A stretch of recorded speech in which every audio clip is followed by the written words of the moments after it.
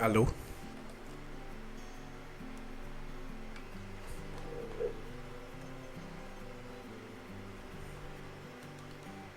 Alo, alo. Ok, hello, chào anh em. Chúng ta lại tiếp tục với con Stranded nào. Mẹ độc độc nó kiếp cái khổ vãi trưởng. Ui. Mẹ dạo này suốt ngày sinh tồn. Suốt ngày game sinh tồn. Hello Vân Vũ, hello anh em, hello Minh Đức, hello ông Công. Chào anh em, chào tất cả anh em. Hello.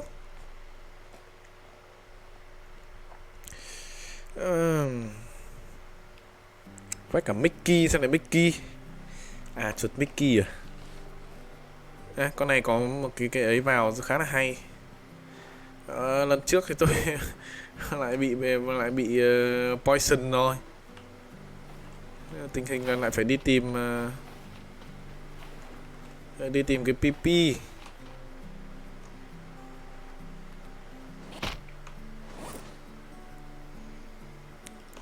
Tình hình là phải đi tìm cái PP anh em ạ. Tìm cái PP đã. Tôi chữa độc xong rồi tôi làm gì để làm. Khổ thân tôi không mẹ. Dành cả thanh xuân chỉ để dành cả thanh xuân mẹ chỉ để ấy thôi. Búa bủng về đây.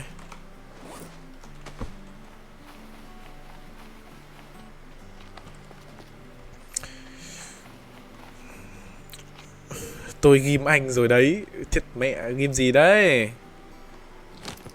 Lại ghim cái gì đây? Coconut flat. Ok, tôi lại phải sang bên kia rồi anh em ạ. Khổ thân tôi không. Mẹ bơi đi bơi lại mệt vách cả đáy. Tôi chả muốn một tí nào đâu. Nhưng mà mẹ cái lũ cá khốn nạn cái lần trước này nó là cút ra. Nào.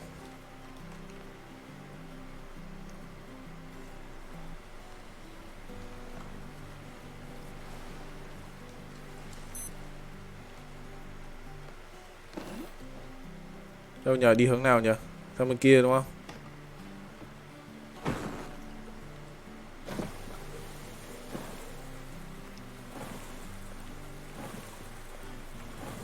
Đây, sang bên này. Đây, mỗi lần mình đi là bắt đầu nó trời nó mưa, nó sấm chớp. Đéo hiểu kiểu gì.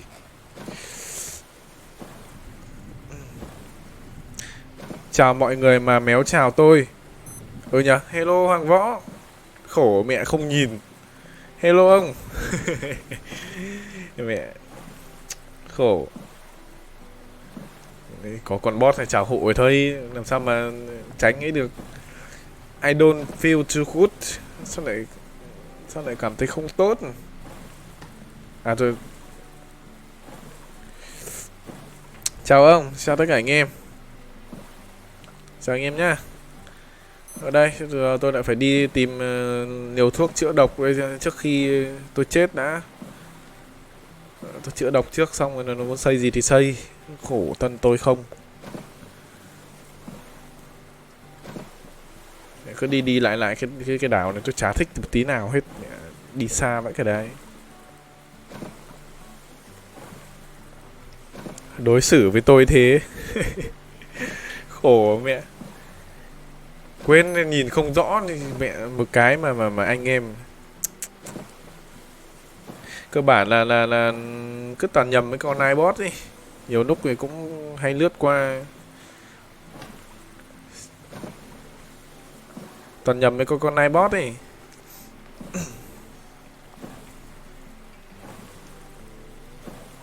Mấy tháng nữa thì có endgame. Còn PS4 thì có cũng cái end rồi.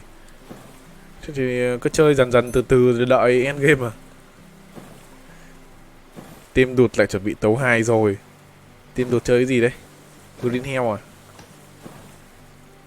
Green Hell chơi co-op làm gì có end đâu. Không end được. Chơi co-op là không end được. Trên co-op là đúng kiểu chỉ sinh tồn tấu 2 thôi.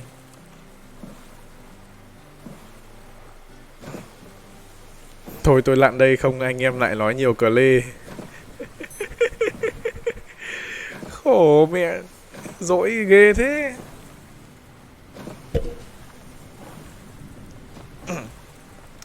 Mẹ dỗi gắt thế.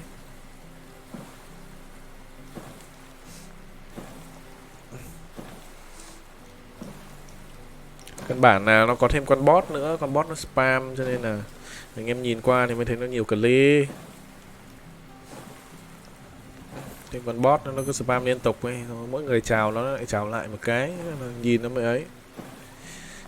Chơi Predator, Predator à. Thôi bỏ mẹ rồi. Tình hình là không có. Thôi xong. Tôi sắp toang rồi.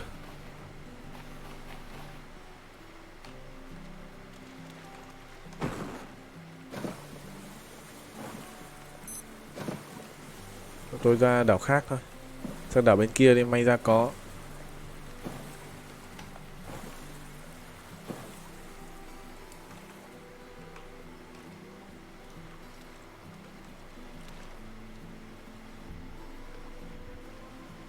Khổ thân tôi, mẹ vào phát đi lục đục đi tìm thuốc.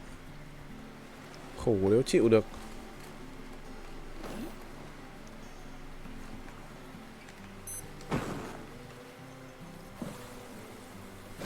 Đá ngầm.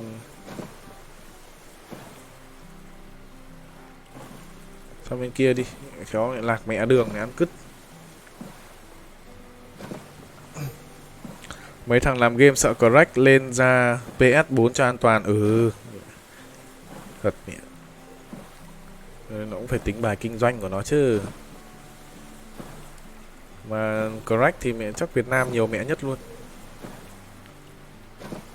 Đùa thôi chứ mai tôi nghỉ lên xem ông. Sao mai lại nghỉ nhỉ? Mai là thứ tư mà sao lại nghỉ được? Tìm đất nào thơm thơm gửi cho quen mùi. Cái cọc gì đây? Mẹ tôi sắp xanh cỏ rồi. Mẹ, sang bên kia mà méo có ấy là ăn cứt đấy. Sắp có BBQ ăn rồi mẹ. Nhìn tay này mẹ, khổ thân tôi.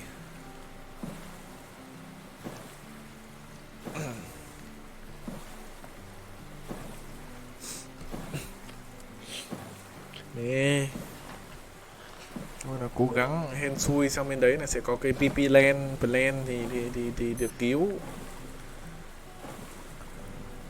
Con cá mập này cứ trực chờ sẵn này. Ô tổ con cá mập.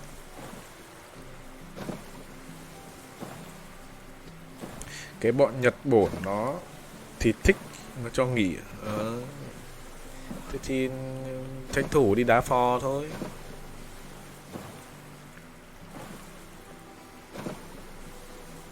Tranh thủ đi phó đà thôi mẹ.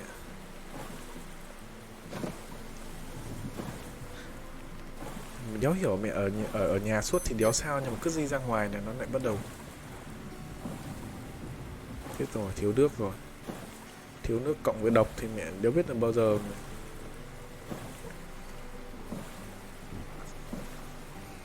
Cố lên, sắp đến nơi rồi.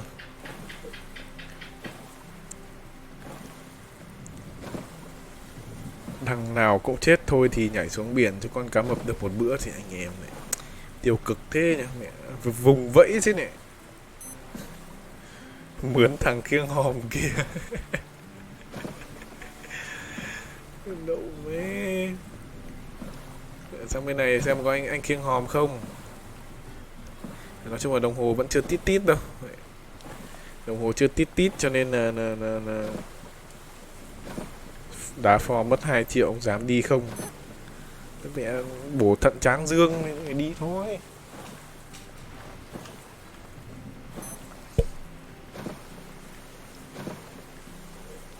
Chứ mẹ phò đéo 2 triệu phò dắt vàng à?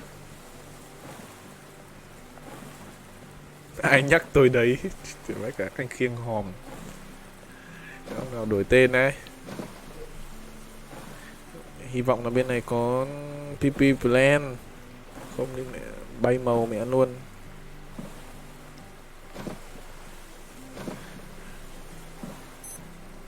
Rồi tít rồi, bắt đầu tít nhanh hơn rồi.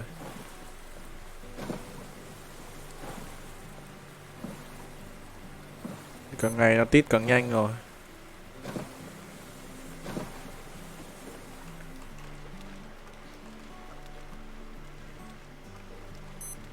Rồi tít càng ngày càng nhanh rồi.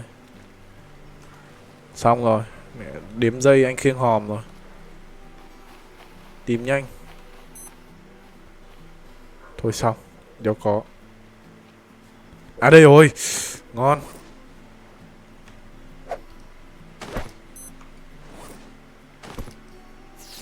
Yes. Hợp lý đấy. Qua đảo này thì quả là sáng suốt. Mà nhiều cua to quá. Nhiều cua to với lợn to thì nó ra nó húc chết.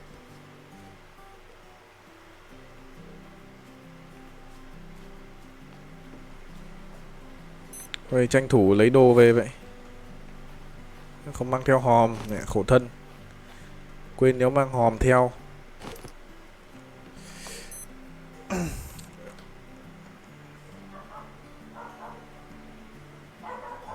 Tính tiền Việt.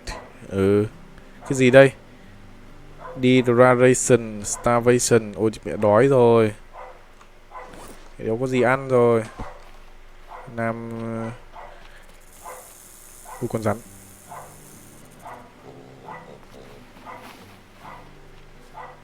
Làm quả dưa vậy.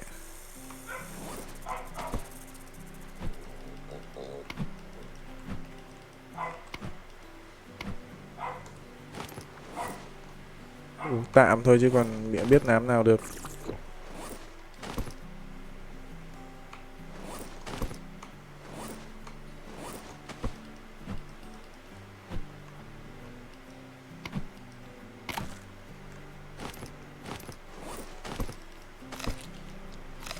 Làm tạm thôi biết làm nào được. May quá.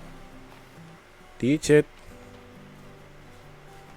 Gặp con cua to kia tí nữa lại chọc cho thì. Ăn cứt.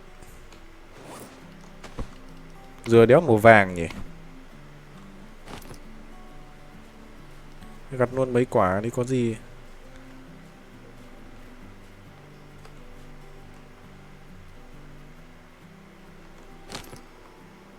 Cứ ăn cách cách nhau ra là được mà. Nó không bị.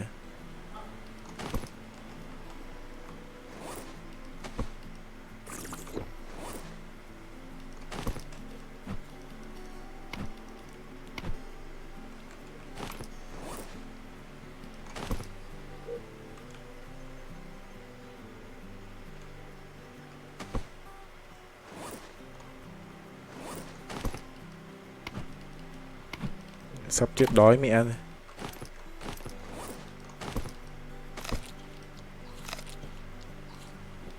Đấy, ngon rồi đấy. Mẹ khổ thân. Xong con bè chưa? Mẹ đang chữa độc đây anh em ơi. Rồi giờ mới chữa độc xong. Chữa độc xong thì lại đói. Khổ thân tôi vãi cả đái.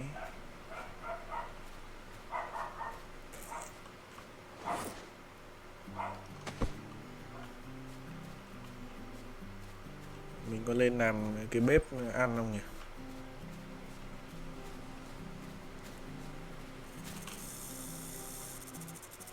Ôi trời. Đi.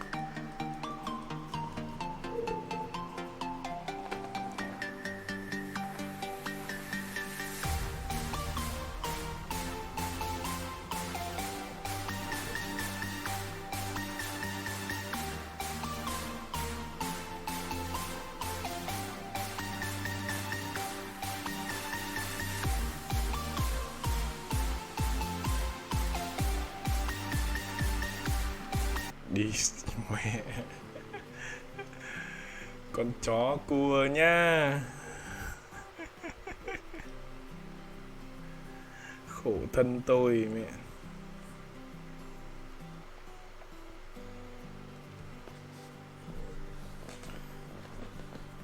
Đi. Mẹ nó đi rất nhẹ nhàng, ở đằng sau nó chọt cái tọt phát. Mẹ cái lũ khốn nạn. Vãi cả cứt.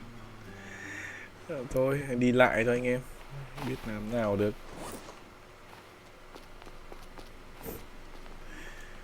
Chạy giờ không khỏi nắng. Tránh vỏ dưa gặp vỏ dừa. Mẹ vãi cả đái. Không hiểu kiểu gì.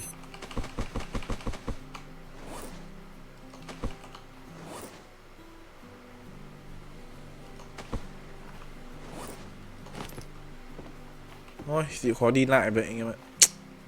Cũng may là tôi xếp ở bên này.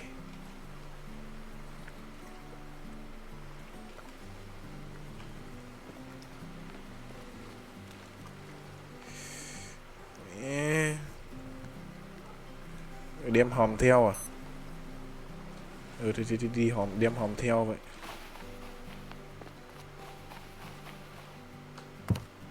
Ôi mà tôi chưa làm chống hòm.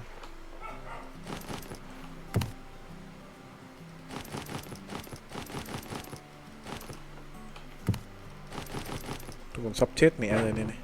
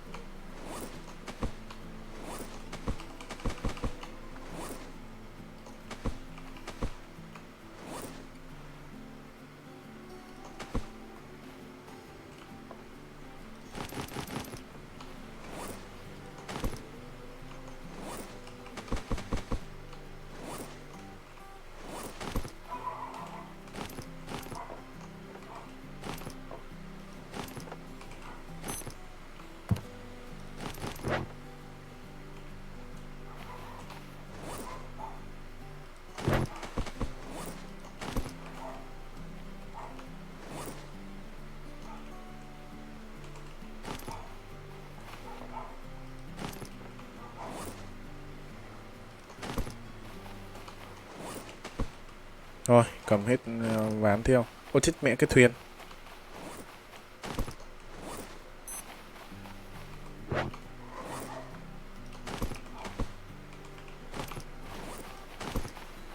Thuyền ơi. Đem hòm theo để khi nào chết thì chui vào hòm luôn.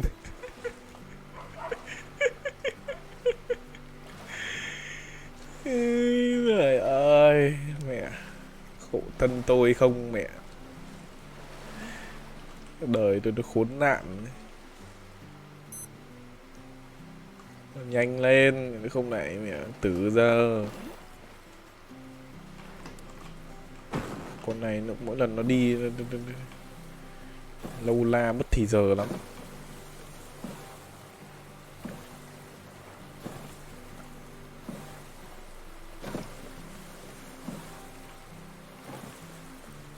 Đây, sang bên này.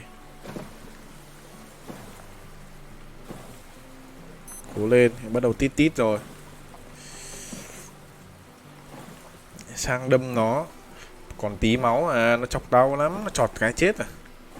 Một cái chết rất sàm lồng. Thật mẹ, bao nhiêu thứ đều chết. Mẹ ra mẹ đang đi nớ cớ, đang tránh mẹ anh từ đằng sau đâm cái chọt phát. Rất lạnh lùng mẹ, xong anh ra anh đứng nhìn nhòm nhòm làm như đéo biết chuyện gì xảy ra. Mẹ. Lục bản mộc, nhị lạng đinh, hoa lá linh tinh, bát người cái gì, bát người kiệu ấy. Tôi nhớ có cái đoạn bát người kiệu ấy. Thêm quả mấy anh khiêng hòm nữa.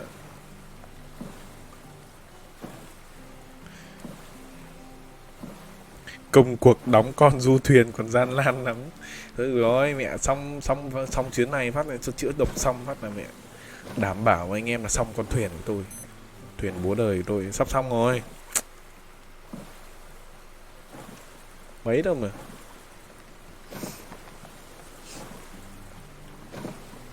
May mà sếp ở nhà rồi đấy. Đồng chí Cua là đội trưởng. Ra khiêng nhanh vãi cả cứt. Mà nó rất là lạnh lùng nhá. Nó rất là lạnh lùng. Ra làm cái chọt cái nhẹ xong rồi là cứ thế đi thẳng ra đứng nhòm nhòm này, như không có chuyện gì xảy ra. Rất lạnh lùng, mặt lạnh, lạnh băng luôn.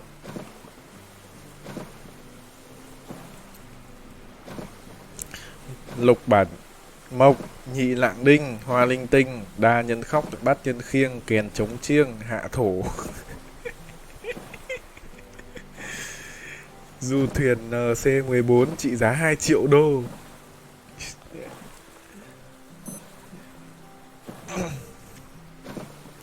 Cái đồng hồ casino xịn vãi. Đồng hồ này là đồng hồ bố đời mà. Không, nhưng mà đồng hồ này cũng bình thường, đéo bằng cái đồng hồ kia được. Đồng hồ kia nó có cả đo vi ấy đó. Đồng hồ của thằng Green Hell nó còn có cả mẹ đo vi lượng với lại đo nó có cả la bàn cơ. Thằng này chỉ có mỗi đo đói lo thôi. Tuổi gì mang hòm theo là rất tốt. Tôi mang sẵn hòm mà nên lại có gì mẹ vào hòm luôn cho mấy con cua nó hạ thổ. Hello ông. Đo nhịp chim.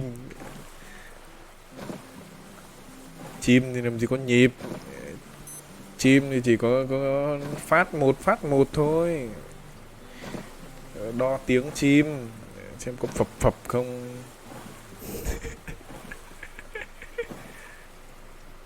Đâu rồi, này, hy vọng là vẫn còn cái cây ấy kia.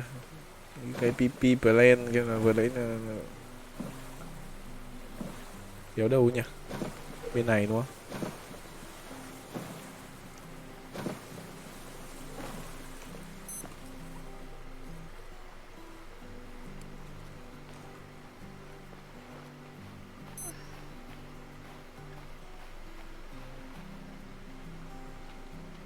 Đây, PP plan đây.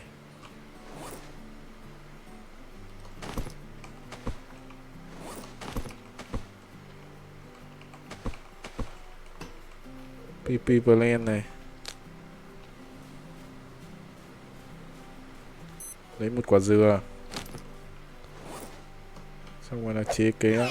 Ôi thôi. Toang. Em xin lỗi, em có làm gì anh đâu. Làm gì tao? Như nào? Antidote được. Mày quá.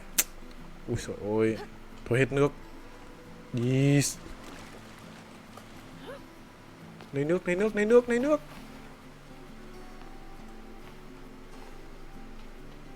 Đừng bỏ ra đây bị rắn cắn chết nhé.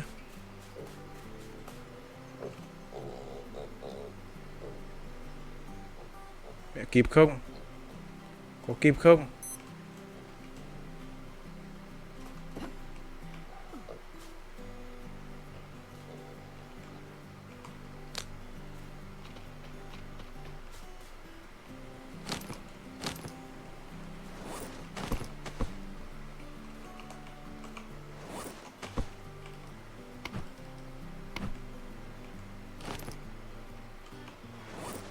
Cố lên. May mẹ. Đậu xanh. Cái số tôi nó khổ, nó khốn nạn như thế này đây. Đéo hiểu luôn ạ. Mẹ, hết cơn khát là đến cơn đói.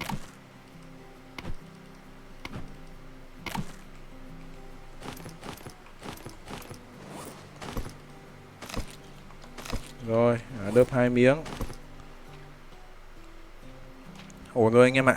Mẹ, khổ thân tôi. Lợn trong đây bố láo thật. Mạng chỉ có 1 sao mà cầm nắm hòm thế. Thì mẹ tôi đang định chôn sống luôn mấy con lợn của lìn kia đây. Giống mất dậy. Ở bên này nhiều PP với lìn nhá. Rồi, thế có sẵn một cái PP rồi đây. Có gì mình còn phòng thủ được.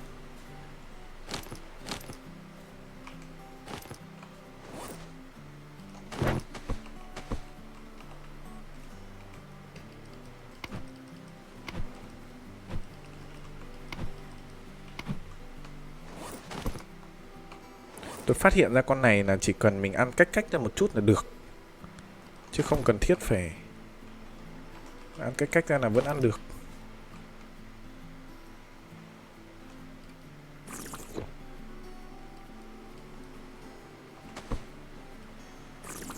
Đấy, được này, thấy chưa? Đớp 2 miếng cũng cách ra.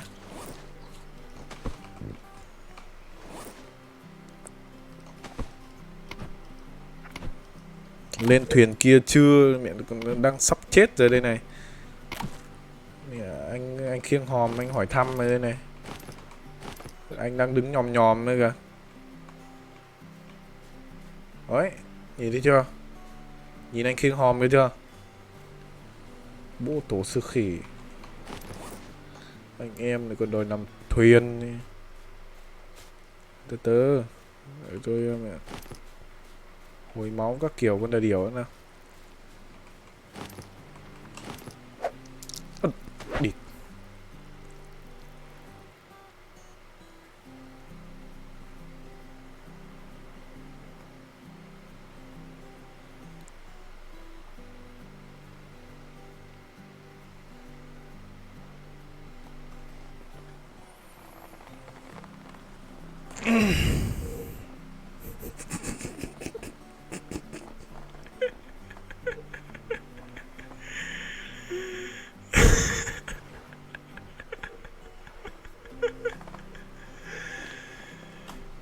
Mẹ tiên sư.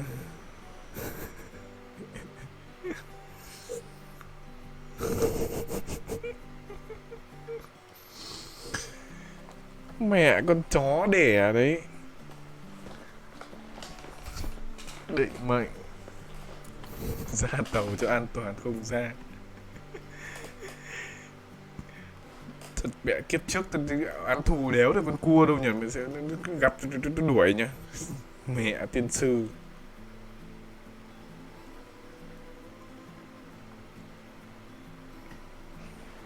Còn uốn uốn éo éo nữa mẹ. Đang vội vẽ lìn ra còn uốn uốn éo éo.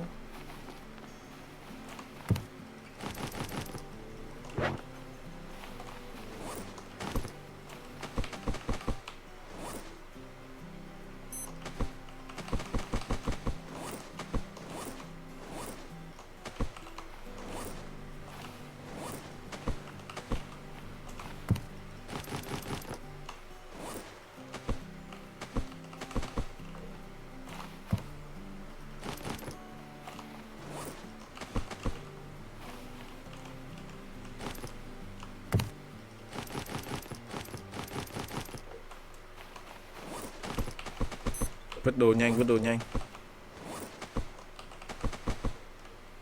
Vứt đồ nhanh.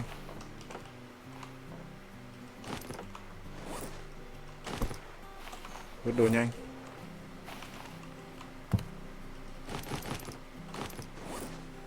Ok rồi.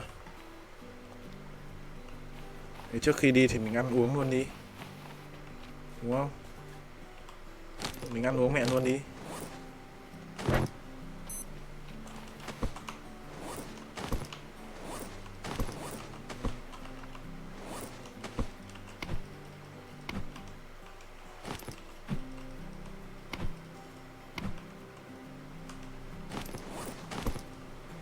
Đấy, không tí mình sang đấy mình uống cái nữa là có phải ổn không? Đúng không?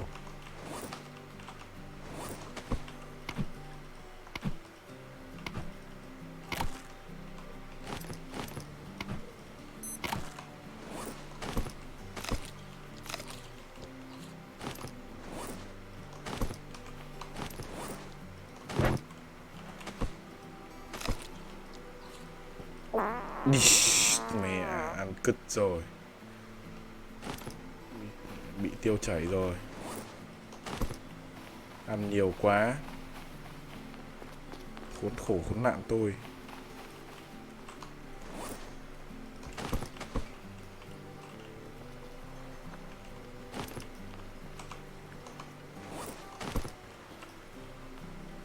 Đi nhanh nào không phải bay màu rồi đấy. Anh khiêng hòm anh hỏi thăm rồi, nhanh lên. Khẩn trương. Trời ơi, cái gì đấy hả má ơi? Cái gì đây?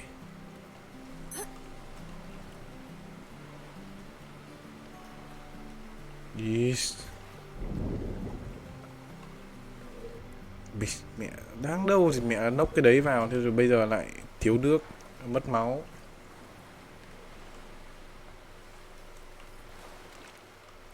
Cái gì đấy?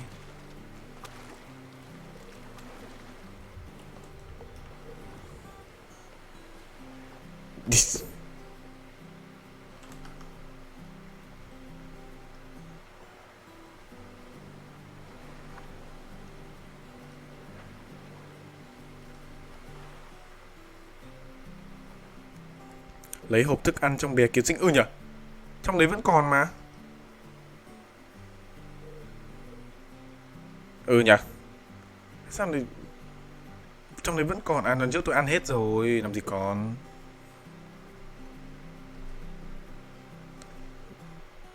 Làm gì còn.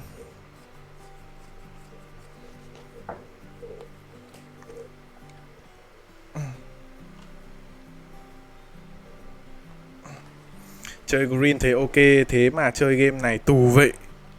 Khổ thân tôi không chưa? Anh em thấy tôi có khổ thân chưa?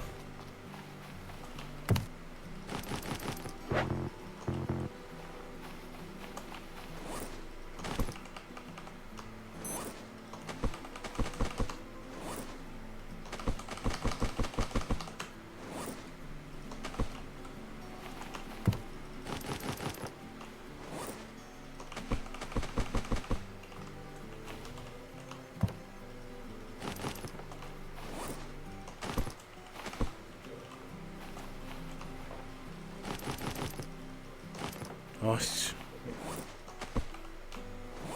nếu cần ăn nữa anh em ạ.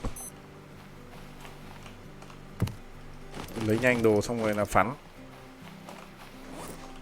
Khổ lỗi là mẹ mình thì còn tham cái đống đồ bên kia nên phải mang hòm theo.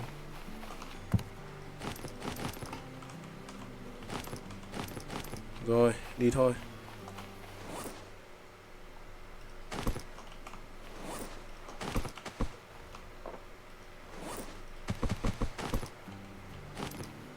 Mẹ vác hòm như đúng rồi ạ. Mẹ.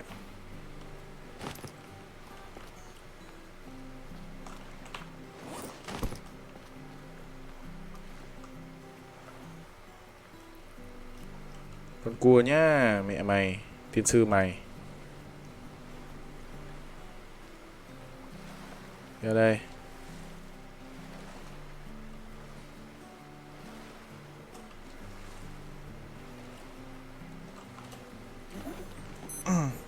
Xây buồm đi, xây buồm. Ủa, mẹ giờ lại có cả thời gian xây buồm, nó sẽ sắp chết mẹ rồi anh em ạ.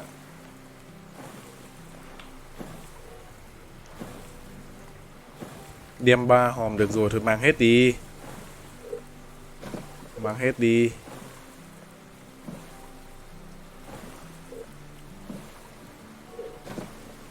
Sang đấy nhớ xếp vào nhá, xếp bây giờ phải xây cái shelter cơ.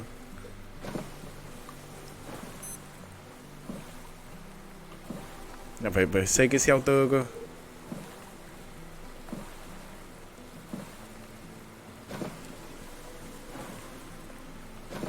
Được rồi, để tôi làm cái ấy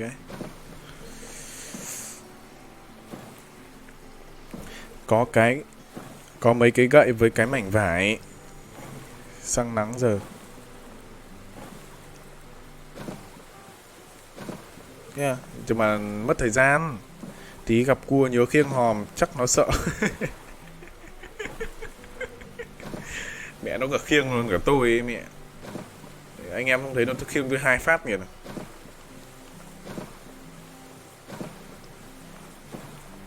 Khổ mẹ Green Hell là tôi chơi qua cái phần cốt truyện rồi. Phần cốt truyện là có chơi qua rồi, anh em có xem tôi có chơi 2 tập Green Hell rồi đấy.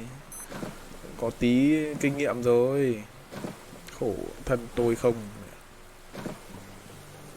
Đây lần đầu tiên tôi bị độc đây. Cái gì nó cũng phải có cái ngu nó mới khôn được anh em ạ. Tự nhiên đi tớp mẹ với con cá nên là bị độc đây, giờ mới biết được mà tránh, lần sau mà tránh. Sao không cầm cái băng vệ sinh, sự cứu thương đi nhỡ đâu hết máu. Không ấy được. Cái băng vệ sinh lần trước tôi dùng ấy có được đấy đâu. Cua thì có gì, bỏ chữa thì mới sợ.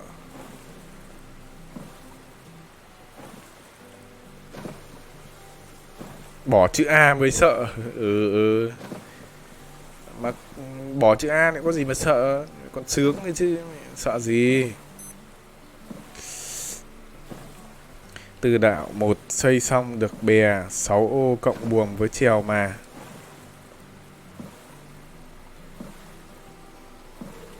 Nhưng mà tôi sang đảo 2 rồi. Tôi sang đảo 2.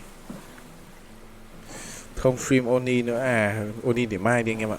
Mai chiến Oni nhá. Đây anh em rủ Don't Step cuốn quá. Độc thì chỉ có thuốc với hoa PP thôi. Đến sang bên này để lấy hoa PP đấy. Thì chẳng lẽ là mình sang lấy mỗi hoa PP xong mình về thì nó cũng hơi mất công. Sang tiện cầm ít hòm đi thì chở mấy con cua về.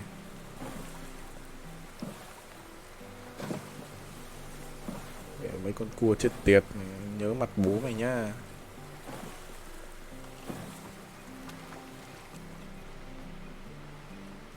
Nhớ mặt tao ấy. Ấy con cua này.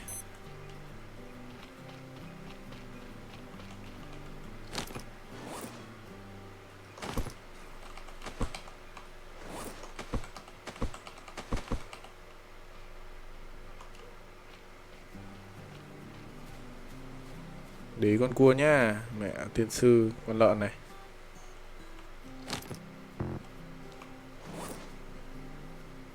Dây thừng.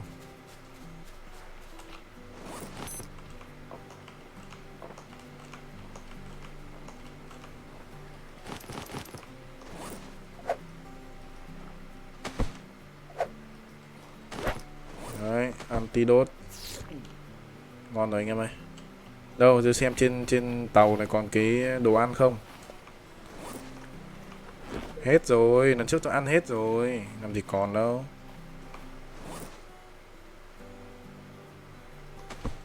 Thôi chặt dừa xuống mà húp thôi chứ. Kìa, anh cua. Ây, địt vãi luôn. Chạy. Mẹ con lợn nhá. Thế thì mẹ lại sắp chết rồi. Anh lại xuống kìa. Mẹ con chó lợn này.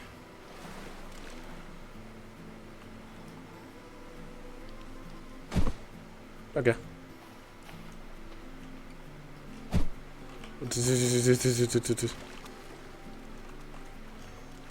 Thôi nha. Kéo đùa đâu nha. Bỏ mẹ anh.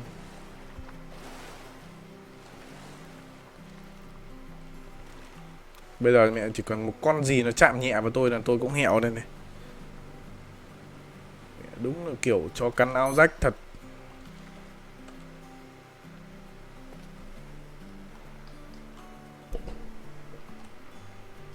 Đi đây khi nào con cua nó lại cạp tôi không?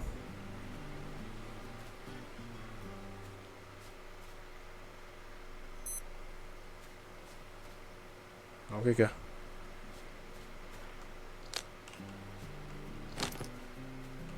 Rồi nha. Em đéo làm gì anh đâu nhá. Mẹ xin phép anh. Em mà đầy máu thì em vã chết cụ anh luôn.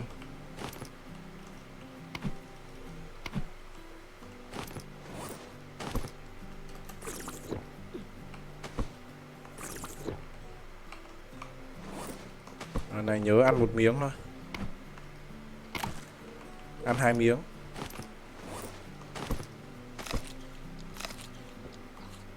Rồi.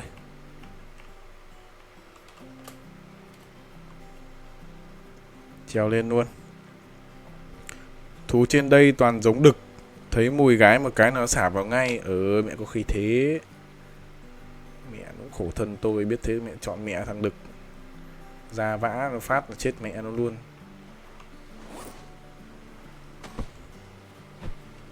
Đâu rồi? Lăn mẹ ở đây rồi.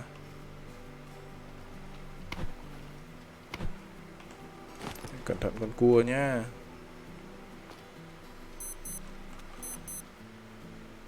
Cái đéo tít tít đấy.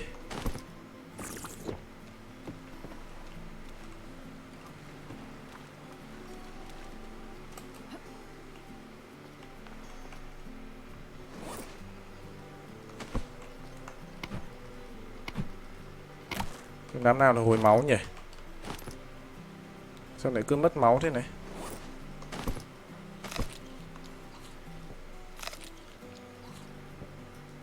Sao lại cứ mất máu ta?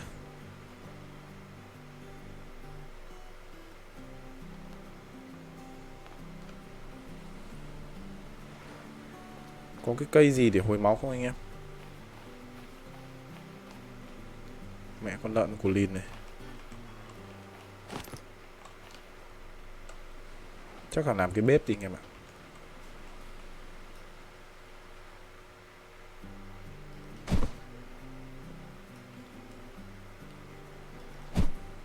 Chết con mẹ mày luôn. Chạy.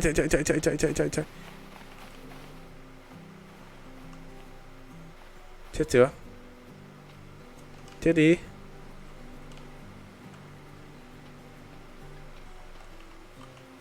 Anh ra kìa. Ý.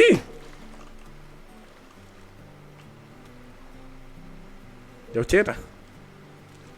Game vô lý vậy. Chết đi anh ơi. Ăn uống full là nó hồi đúng không? Để tôi làm nào thì ăn uống full lên. Mãi nó đéo chết. Con lợn dở người này. Chết chưa? Đéo chết à?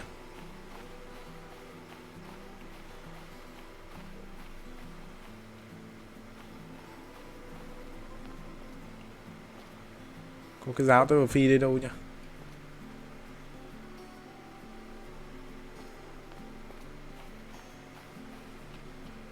Nó đéo chết chứ.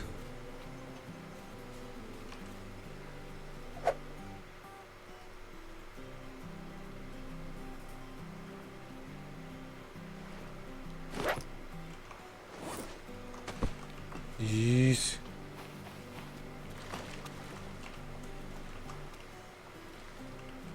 Mày ra đây, mày ra đây, ok. Đi.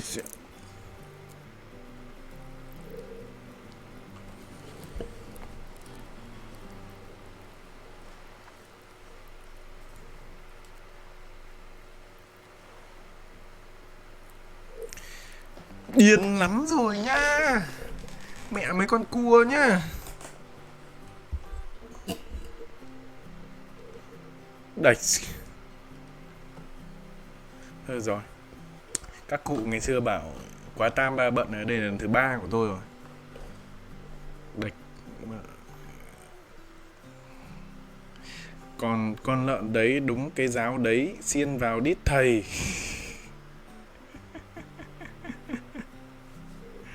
Cái đờ mờ nó.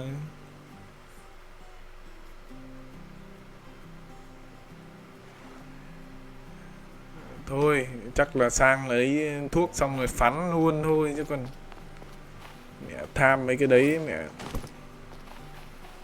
tham đồ là thâm đấy, đéo đùa đâu. Thôi sang lấy đồ xong về nhá. Sang lấy đồ xong về, thống nhất thế đi. Sang chữa bệnh xong về. Ấy anh cua. Thôi sang lấy đồ xong về, đéo tham nữa. Tốt nhất là đéo tham nữa.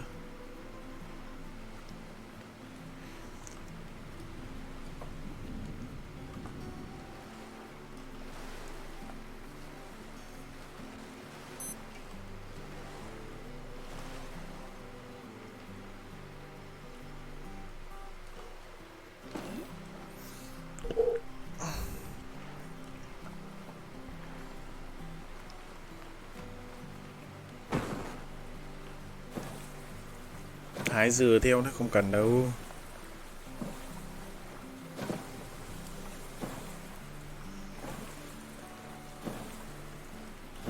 Ôi mẹ, chắc ăn tí sang lấy xong rồi phắn theo mẹ, tham tí đồ xong rồi mẹ chết lên chết xuống khổ thân. Sáng chữa cái bệnh xong rồi về. Đâu mẹ, đi chữa thầy lang xong rồi còn ăn cắp nữa thì nó trả ra nó dã cho.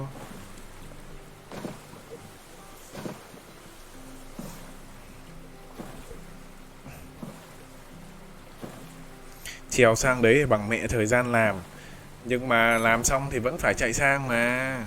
Anh em nghe tiếng tít tít của đồng hồ chưa? Sang đến nơi là bắt đầu nó tít tít tít rồi. Thôi cứ ấy xong rồi về làm. Khổ.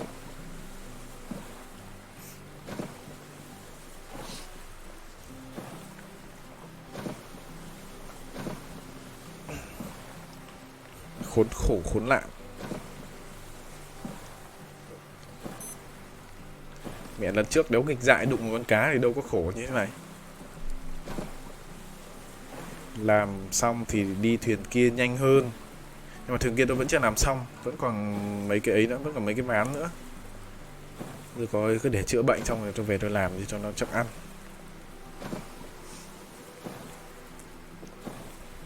Húp dừa các thứ rồi về ấy.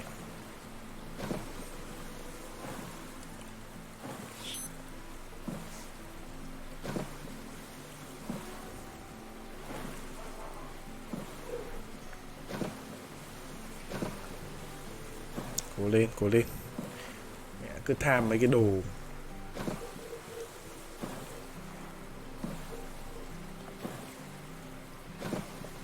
Dân miền núi Thái Bình thì chịu, có biết biển gì đâu. Để khổ. Mẹ dân miền núi xuống biển sống thì chết là phải thôi. Mẹ thấy cái gì lạ thì cũng tốt vào thì chả. Làm con bè 9x3. Úi giời vãi cả đái.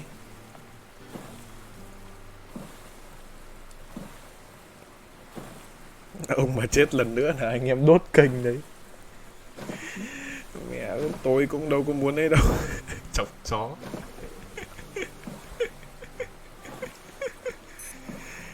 Thế thôi, bịa khổ thân. Đi ấy xong rồi phắn luôn. Chọc chó đất quê người. Mẹ này nó cắn cho này. 6x3. Thì xây 3x3 thôi.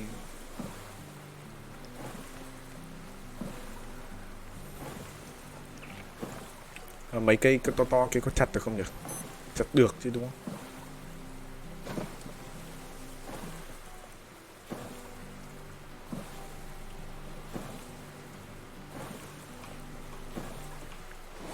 May quá cầm dây theo, mẹ sang cái nơi đéo thấy dây đâu thì ăn cứt.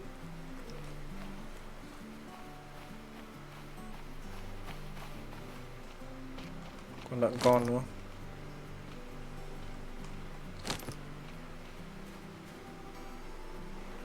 Nhìn trong con lợn to đâu. Đây này, con lợn to này. Mẹ lũ con mất dậy. Thôi nha, thế thôi, phán. Ý, chạy. Mẹ tiên sư mày. Làm đéo tao. Làm đéo tao. Làm đéo tao. Làm đéo tao. Hê hê hê hê. Tôi bơi đi anh em ạ. Bơi đi xem có đồ gì không. Bánh xe kìa. Lôi thì đéo được bánh xe về. Bánh xe đấy chắc phải làm thuyền. Chèo thuyền về.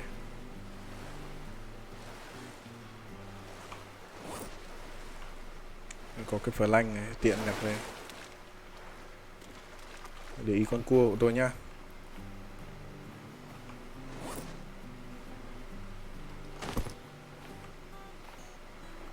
Để ý giúp tôi con cua nhá.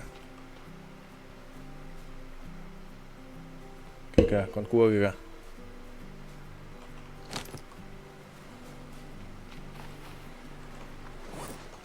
nào cũng phải trong tầm mắt.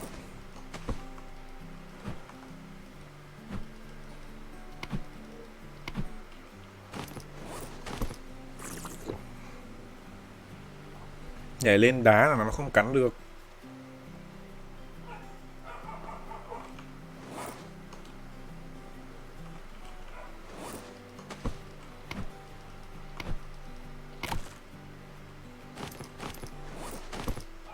Được rồi, đi về thôi anh em ạ. Mẹ đéo tham nữa đâu. Lần sau chúng ta quay lại, lần sau chúng ta có cái thuyền búa đời, chúng ta quay lại sau. Tốt cho được đi về đã. Đéo tham đâu.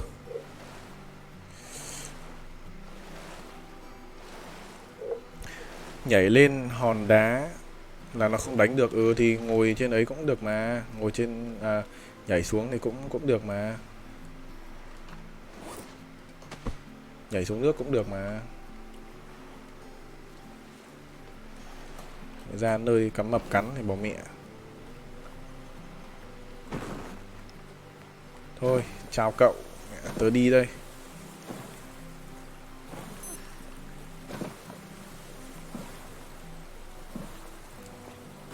Cháy nắng đen xì người. Ra xác tàu đi thôi, đi về. Về làm thuyền này, lần sau ra đi cho nhanh. Làm thuyền buồm các thứ nó đàng hoàng.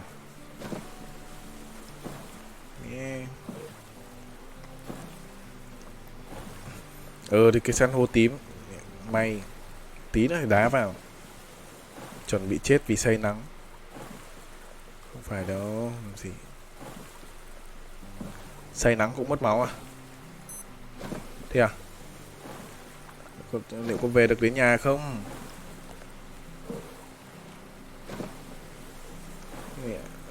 Gian lan vãi đái.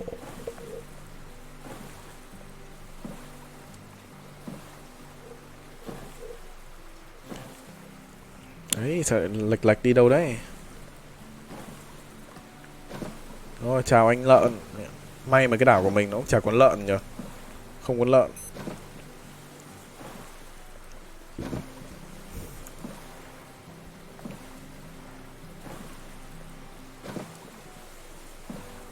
Chắc là kịp đấy. Nhưng mà tôi nghĩ là vẫn kịp. Về đến nơi lại bị con san hô nó cạp cho phát rồi bày màu. Lại anh khiêng hòm. Hello anh em.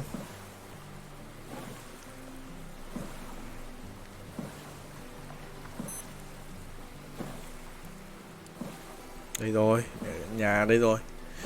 Được về nhà rồi.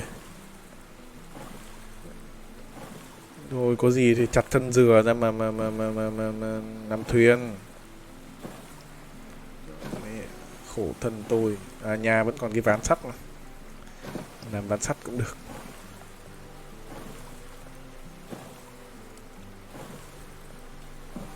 Chắc là cũng được mấy cái ấy đấy. Rồi cần nước rồi. Tít tít rồi. Nhanh lên. Come on. Nhanh lên.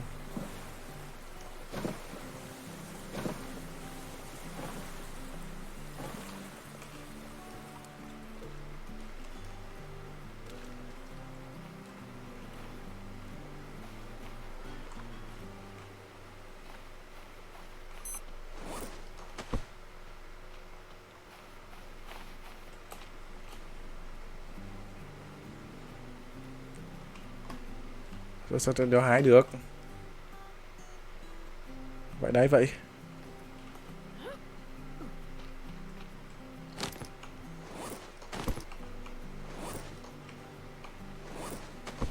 Đấy, đừng có chạy.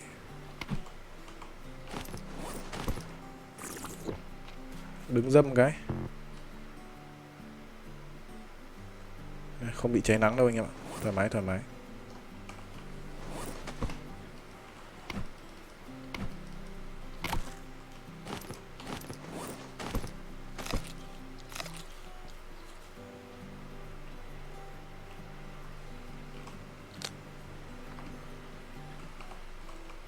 Trèo cây rất chân thực nhé.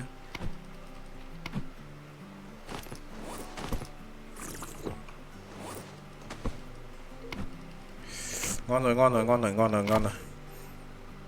Con cua là phải đánh phía sau, nhưng mà đánh nó cái thì nó cũng quay lại nó kẹp mình à. Tôi biết là thế nhưng mà mẹ, nhiều lúc thì cũng mạo hiểm lắm.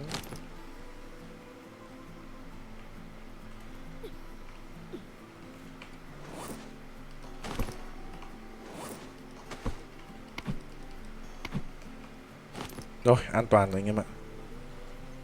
Ăn uống cho nó no nê vào là được.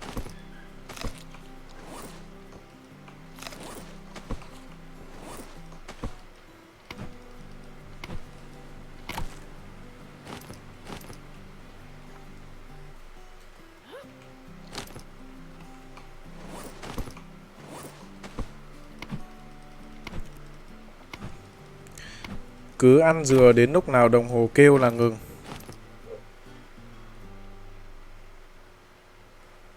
Này thoải mái, tôi đi vào trong này đỡ.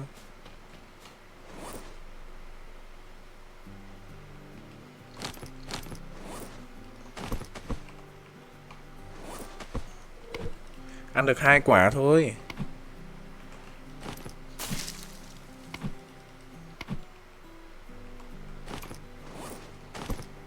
Uống được 2 quả, ăn được 2 miếng. Tôi về tôi xếp cái đã mẹ đeo. Xếp cho chắc ăn anh em ạ. Xếp cái tính tiếp.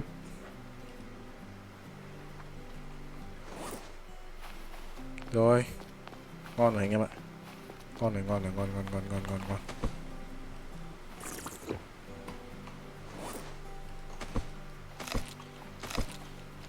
Đấy.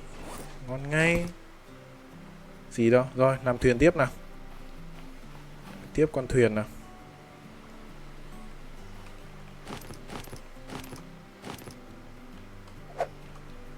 Cần cái búa đúng không?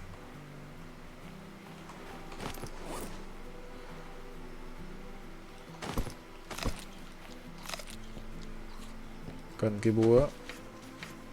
Vehicle.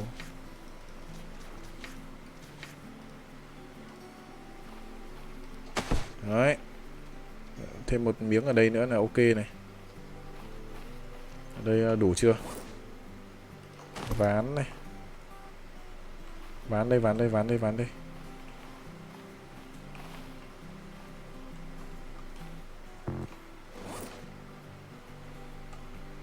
Khá ok đây anh em ơi. Băng đết này. Băng đết làm nào quấn đấy. Băng đết này chắc là chỉ quấn khi mà bị mất máu thôi.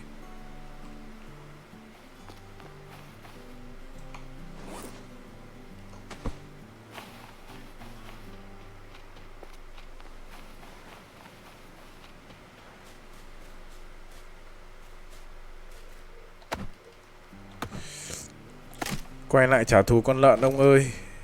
Vừa lấy mình nhục nhiều rồi. Rồi từ từ để tôi làm xong cái thuyền nữa rồi bay sang cho nhanh. Đi cho nó nhanh. Làm buồm làm biếc cho nó đàng hoàng. Không mẹ trèo đến đéo bao giờ mới sang nơi.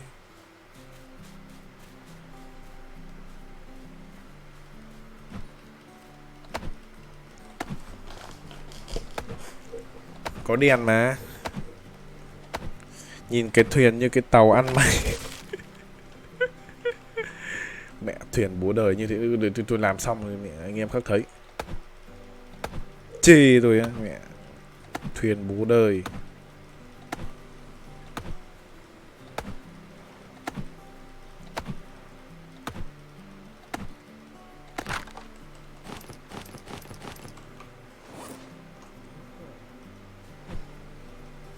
Được rồi đấy, chắc là được rồi đấy. Sao lại mất máu ta? Có khi nào mẹ chạy nhanh quá vấp chân ngã chết không?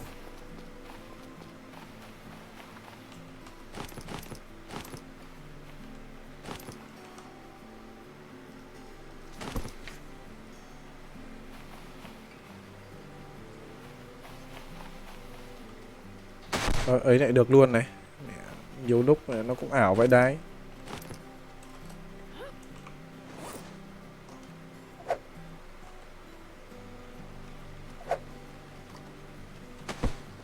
Đấy, ngon chưa? Mẹ được chưa? Thế bây giờ như nào? Bây giờ thêm grab ancho này, 4 cái dây thừng, một cái que.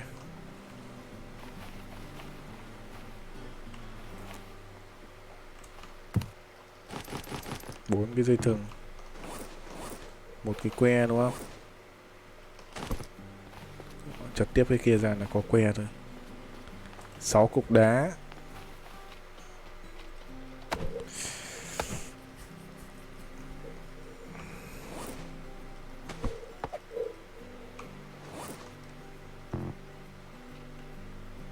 Có đạch lại phải chế diều à?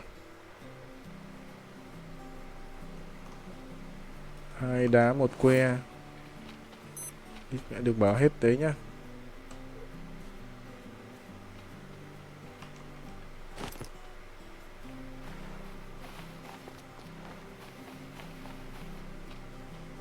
Hết stick à?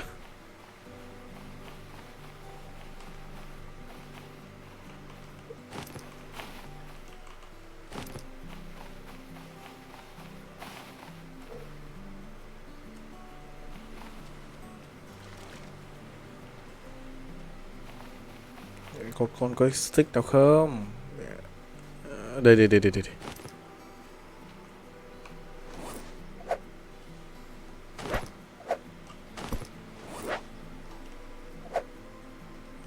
diều đây.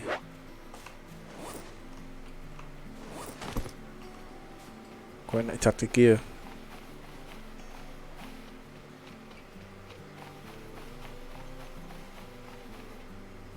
Đâu rồi?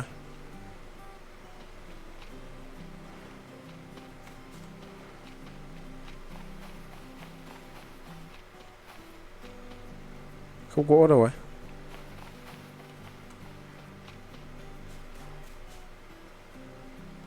Coconut này, dưa này.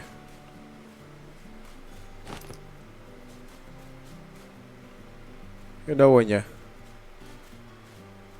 Đây.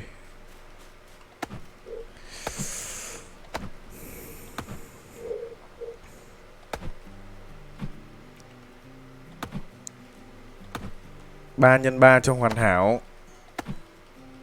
Để tôi nhặt nốt cái này tôi ngủ cho nó sáng. Ngủ cho trời sáng.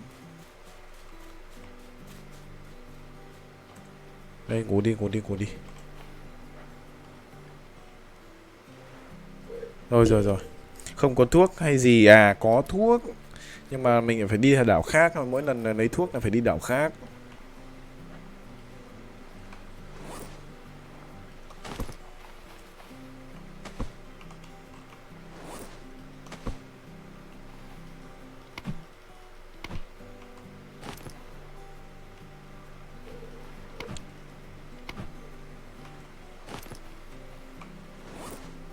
Tôi thấy này ấy rồi mà, như này là cũng gọi là vuông vuông rồi.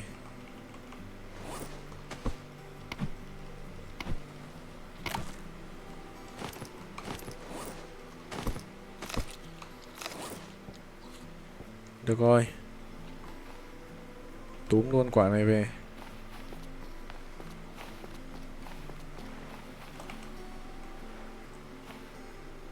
Đi nhặt thêm đá.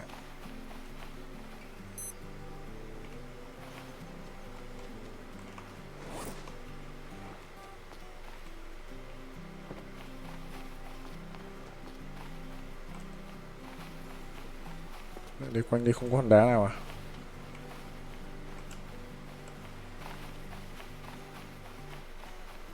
Đá đâu?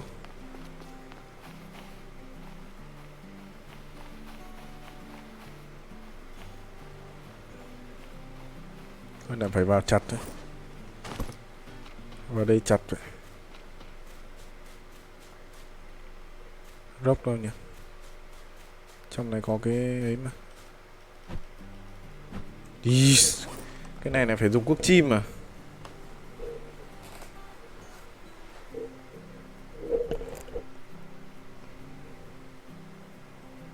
Phải cái này không?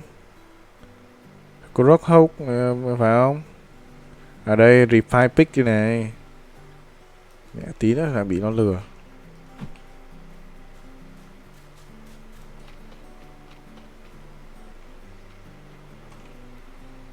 Năm giờ sáng tối vãi cả đái.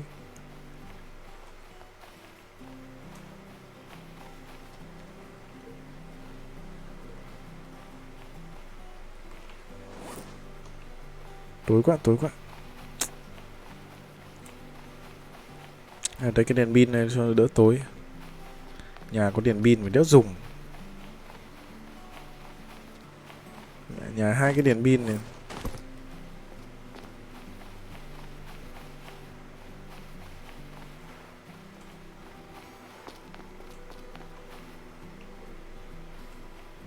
Sáng rồi, sáng rồi. Không cần xây neo đâu, xây buồng với bánh lái thôi. Thế à? Thế thôi.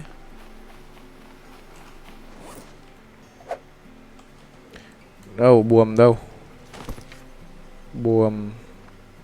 Đây à? Ráp cell. Cần một cái claw nữa. Claw vứt mẹ đâu hết rồi nhỉ?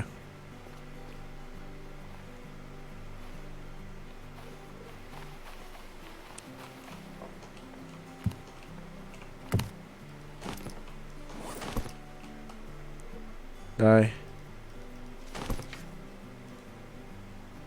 Ok luôn anh em.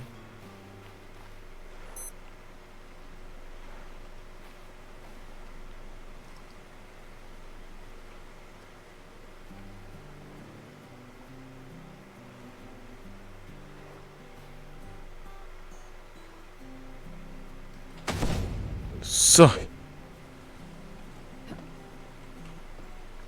Được đấy anh em. Ngon ngon ngon ngon ngon. Một cái bánh xèo nữa đúng không? Wrap Ruder này.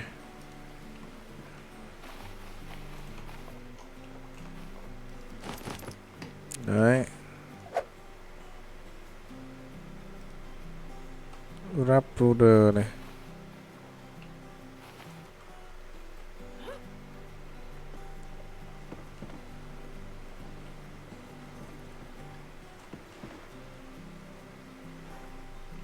Gắn ở đâu được anh em? Gắn mẹ đằng sau đi.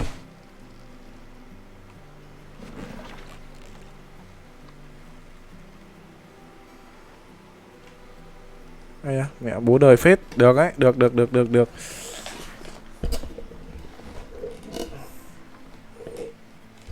Ngược rồi á. Tôi tưởng là lái được.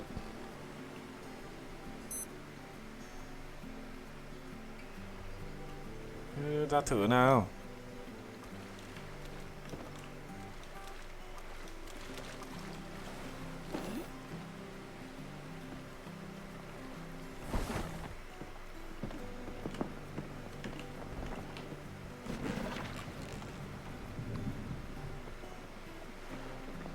Thôi vẫn lái tốt mẹ. Lái được, lái được. Ơi, trời ơi. Ngon ngon ngon ngon ngon. Lái kiểu này để ngon đấy chứ anh em. Đấy thầy, bay vù vù luôn đi. Đấy, thấy chưa? Ngon mà. Không được đâu mẹ. Ngon mà.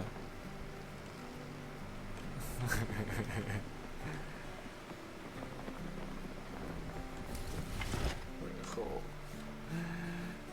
Ngon mà. Ngược buồm rồi. Người ta đi thuyền bằng mũi. Mình đi bằng nít.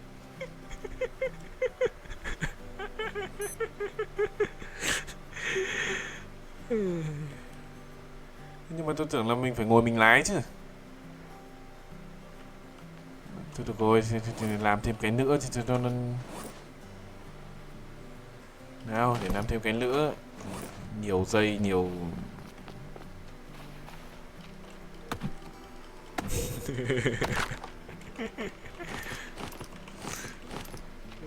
Mẹ. Đây.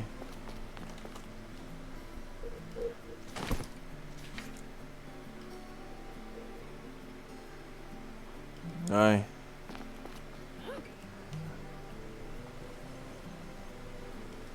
Đấy, được chưa? Đúng chưa? Ok chưa? Ổn áp chưa? Còn cái ráp motor này nữa này. Ở Đức theo thiếu đồ. Rồi đập cái này đi.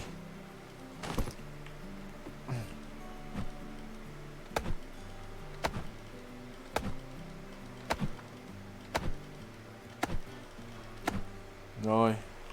Cũng lấy lại được khá đồ ấy chứ. Mất có một cái cây stick thôi. Không mất cái gì nghiêm trọng cả. 7 ngày rồi này. Mẹ cái nhạc. Hãi vãi cả đài.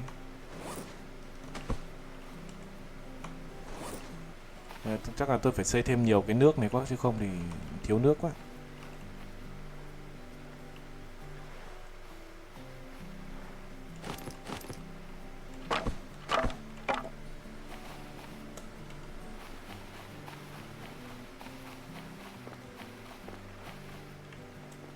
Tôi phải đi kiếm cái gì ăn mới được.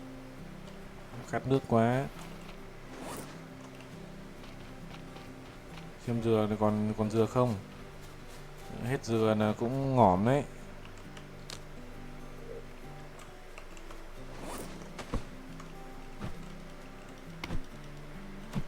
Đúc lá vào thì mới có nước á. Thế á?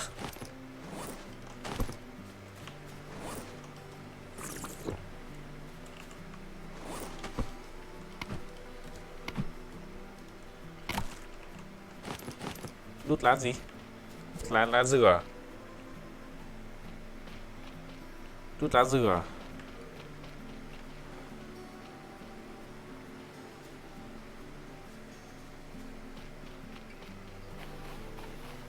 Đây có cái cây dừa này.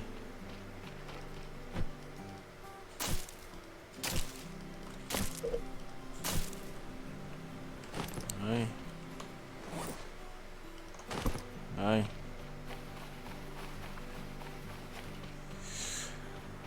Tất cả các loại lá đều được.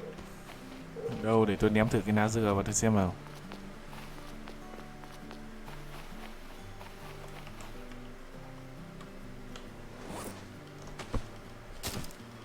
Mẹ, thế nào vắt nước lá ra uống à?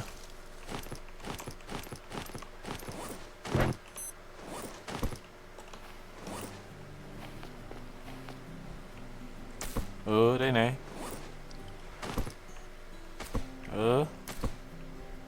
Thế mà anh em đã bảo tôi sớm mẹ.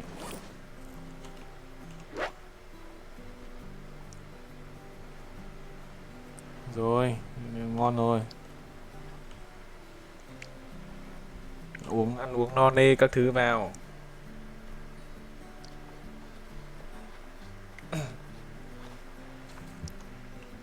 Nào, bây giờ là kiếm tôi có cái củ này. Spoil mẹ rồi. Chán đéo tả được. Spoil này có trồng được không?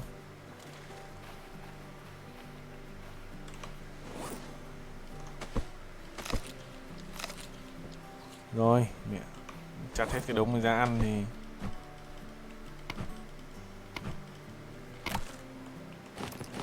không lấy cái gì đựng được nước nhỉ? Có cái bi đông nước không? Phải có cái bi đông nước chứ. Farming đây. Đây. Có con lắc frank. Còn một quả dừa.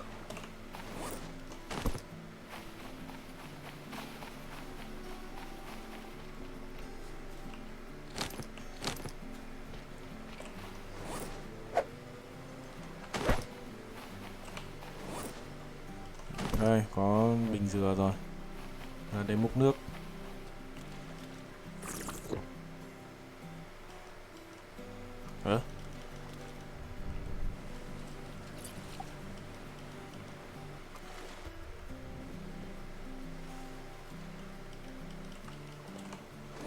đéo được anh em ạ. Tôi cứ nghĩ game nó logic lắm ấy.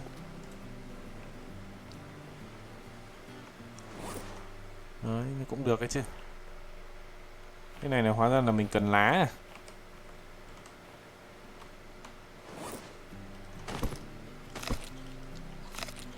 Cái quả dừa đấy uống được một lần. Ăn cùi dừa ít thôi không bị bệnh. Tôi ăn mẹ liên tục mà, sao đâu. Cứ cách một lúc mình ăn một lúc cũng được.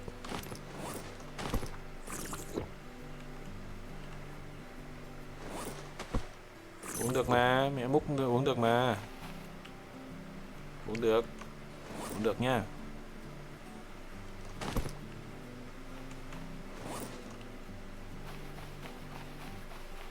Ra làm nốt cái bếp này châm lửa thì có gì ăn.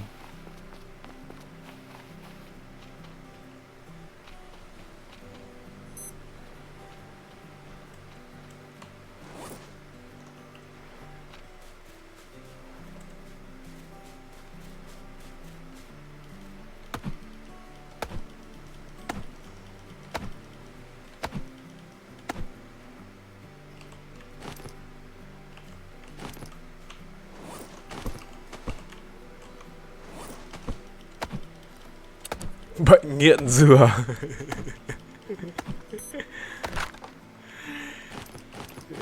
Đéo có gì ăn thì phải uống nước dừa thôi. Khi nào đồng hồ tít thì khi ăn uống là không ăn được nữa, không thì tiêu chảy. Hiểu. Đấy, máu đang hồi dần rồi. Ngon rồi đấy. Chế cái thuyền cho nó ra gì cái để còn đi các nơi để kiếm thêm đồ, chứ ở đây thì chết đói cả lũ.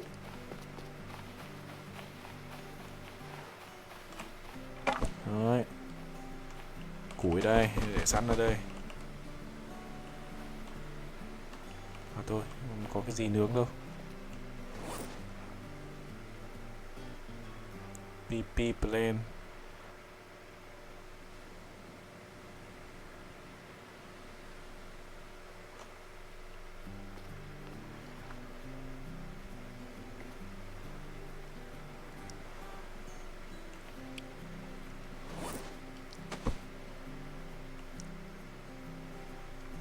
Lấy nước đem đi có gì.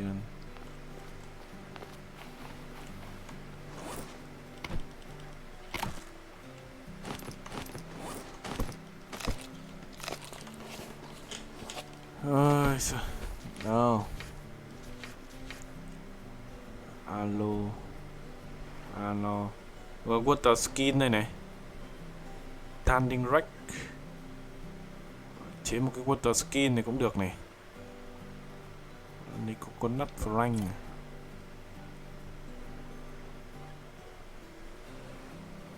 Breeze boot.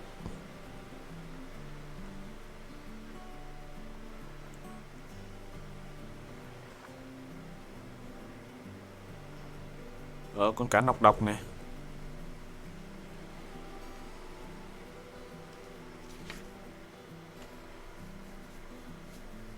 Đuốc đây. Hammer. Bomber này. Claw thì cần cái loom mà.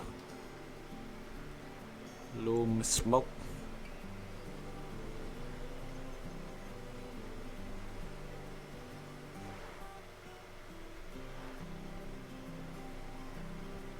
Fire speed. Hay làm cái fire speed nhỉ?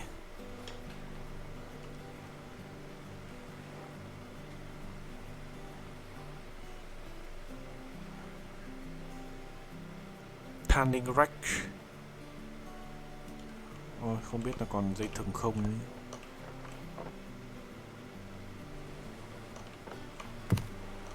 Hết dây thừng ở đây.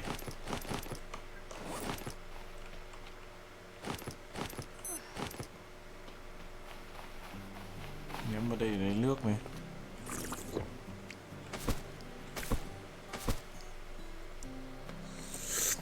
Làm bẫy cá. Hello anh Giai. Chế giáo xiên cá. Được rồi, cũng hợp lý. Đây. Được chưa? Chuẩn mẹ luôn. Đá thì vứt đây.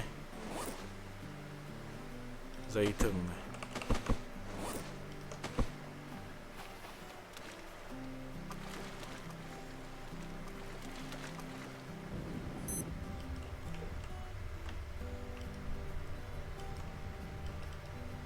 Đấy sợ. Ngon đấy. Trời ơi. Hợp lý luôn anh em.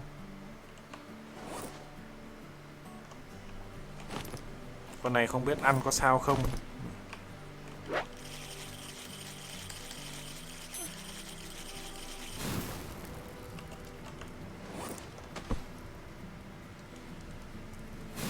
Ok.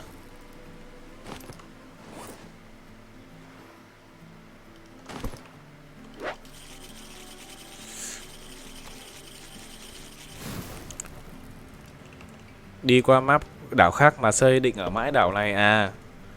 Thì phải có thực với vực lực đạo cho anh em có bình tĩnh. Ok. Auto nướng.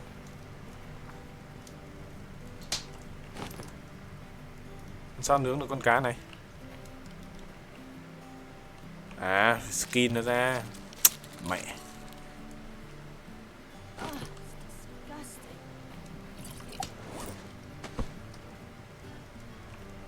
Đấy. Ok chưa?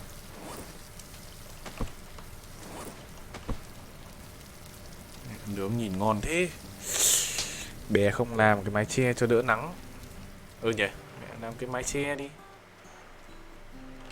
Xem nào. Làm cái mái che cho nó. Đây. Wrap canopy. Dây thừng này. Cờ lo này, 4 cây.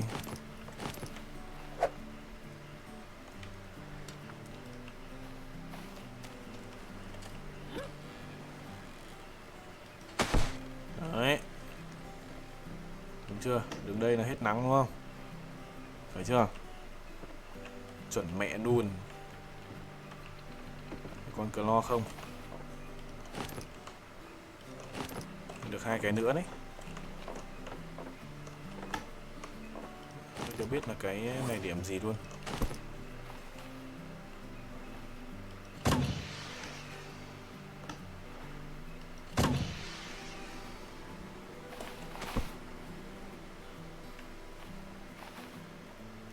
Sao mà nó đỏ hết đấy như này?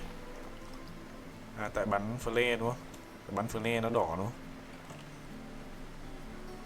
Khám ok rồi, máu sắp hồi rồi đấy. Máu hồi ok rồi. Làm miếng lấy nữa cho nó.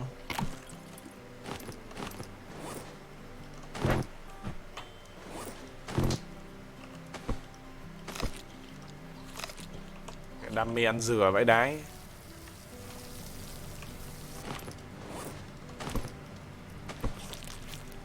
Ui mẹ ngon đấy anh em ạ. Uống miếng nước.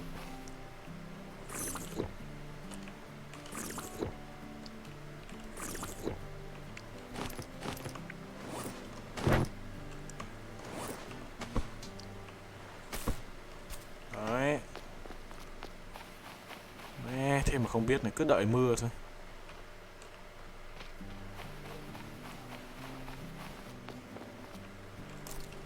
Ngon. Ổn định rồi anh em ạ. Ngon rồi. Bây giờ tôi chế nốt cái 2 cái kia nhá. Cái giáo này ném đây đi.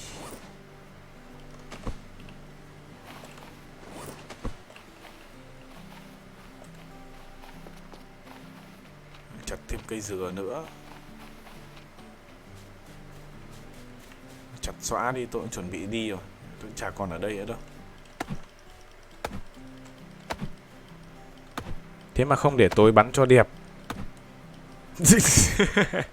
Vẫn còn một quả mà, vẫn còn một quả. Tôi bắn có một quả thôi. Vẫn còn một quả. Không phải lo. Ngon rồi.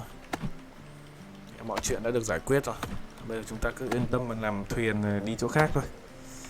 Tôi sẽ làm cả water skin các thứ ở trên thuyền luôn. vừa đi sang đảo khác thì chúng ta vừa làm thêm, kiếm được đồ thì làm thêm.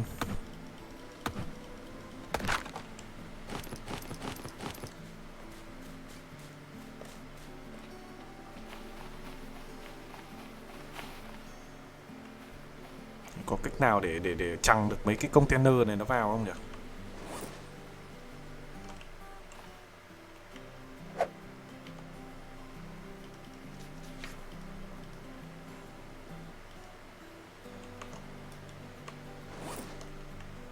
Cần cái búa.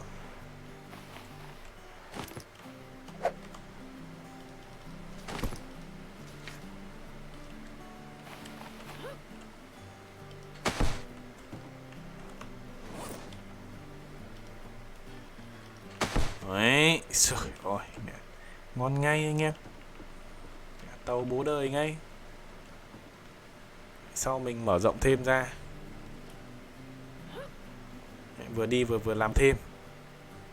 Đấy. Chuẩn bị thu hành lý rồi là phắn thôi.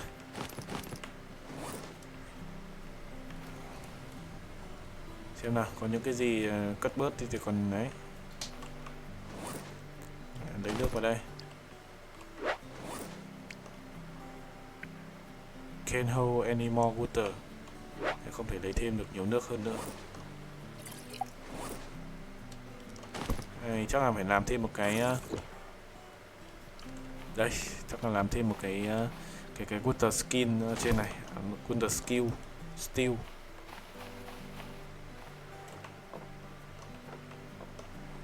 Da lợn.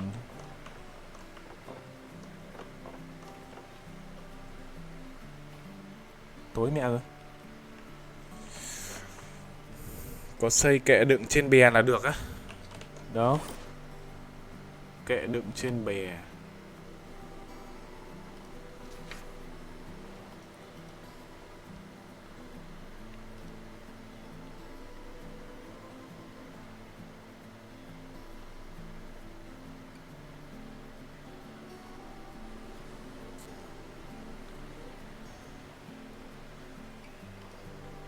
Đâu?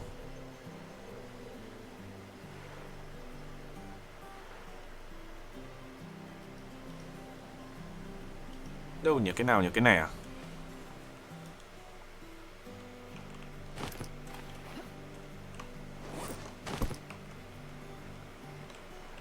Tôi sợ ấy lắm, tôi sợ lại lật bè lắm.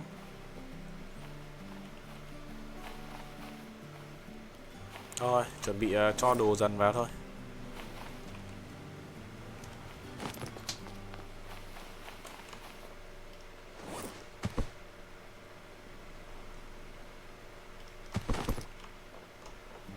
Một cái này.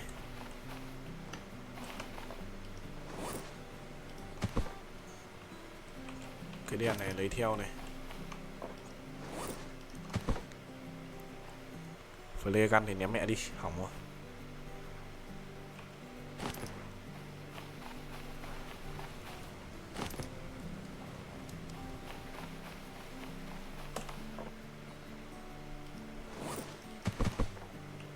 Đấy, flank này.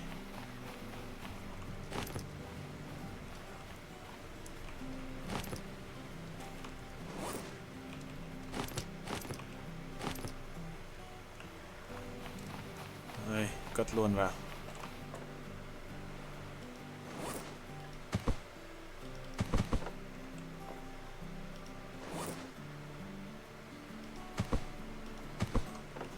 Đó. Giáo thì cầm theo luôn. Cây thì vứt mẹ đi. Cây này sang đây lấy được. Một kệ đựng được 3 hòm lận. Tìm xây đi. Bắn pháo à?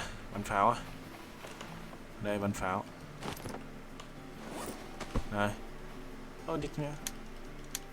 Hết mẹ đạn rồi.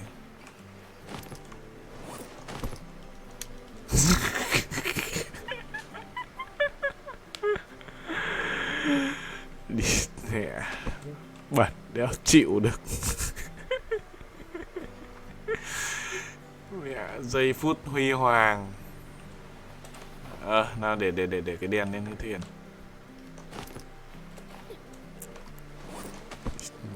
Đéo hiểu.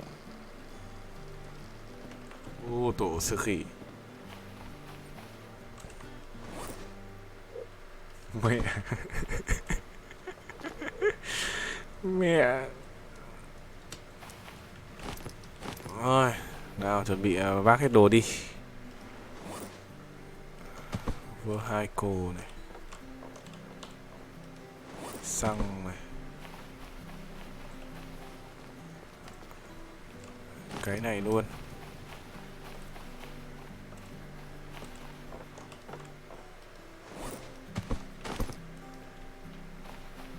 À, cái bè kia của mình đâu nhở?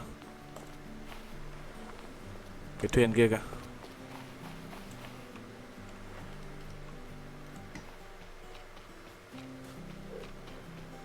Bên này.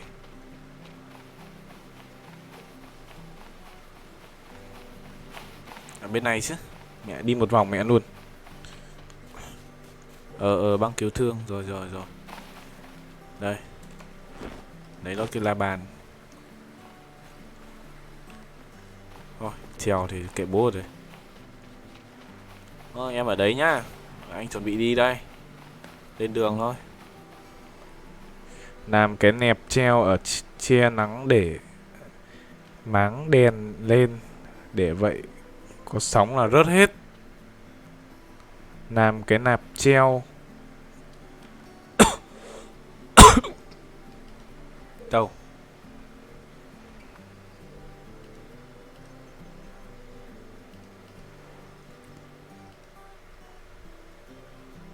Đây à?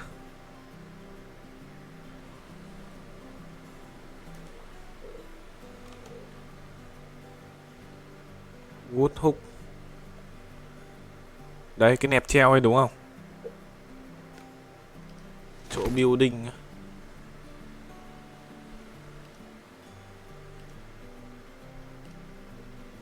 Cua. Cửa. Cái này là thang.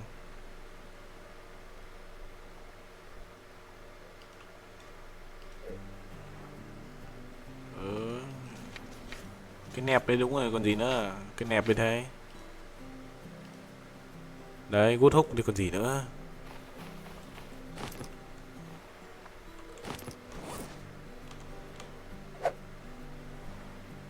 Đây, gút húc đấy.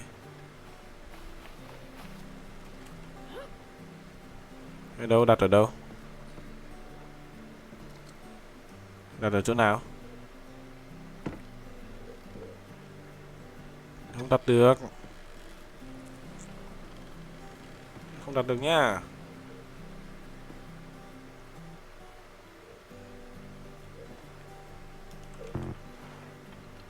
Chứ là chuyện đéo nào nhỉ? Trên chỗ che nắng.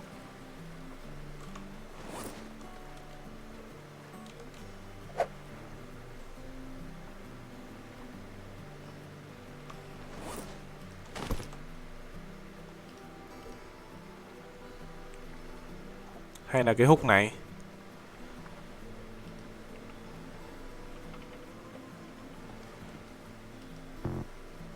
Đâu nhỉ?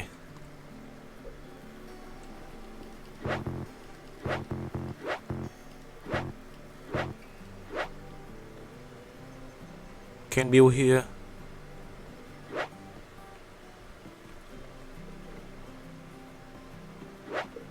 Không phải. Này không phải rồi. Container cell đây. Ở đây lấy 3 cái tấm ván. À nhờ mình còn 2 tấm. Mình còn có 2 tấm thôi.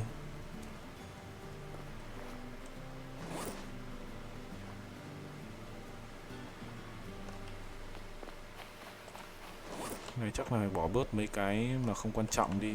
Cái đèn này chắc là vứt bớt đi này. Đèn này tôi có rồi.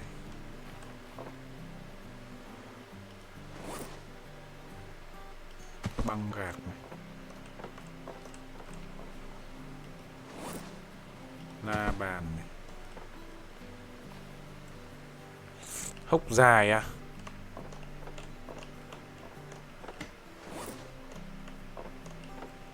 Đây lại thiếu dây rồi. Làm thêm dây á.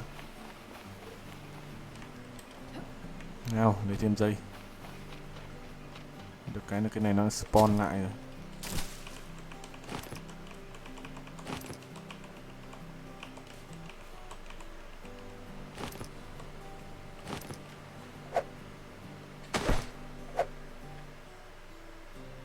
Cái nào nhỉ?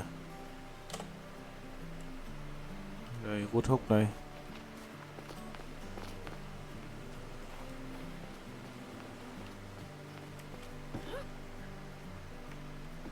Đây à?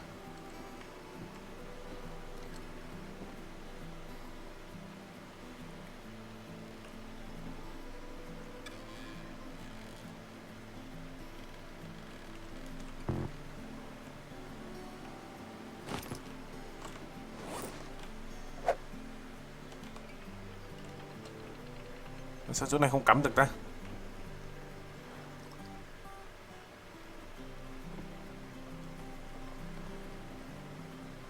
Ủa sao chỗ này không cắm được?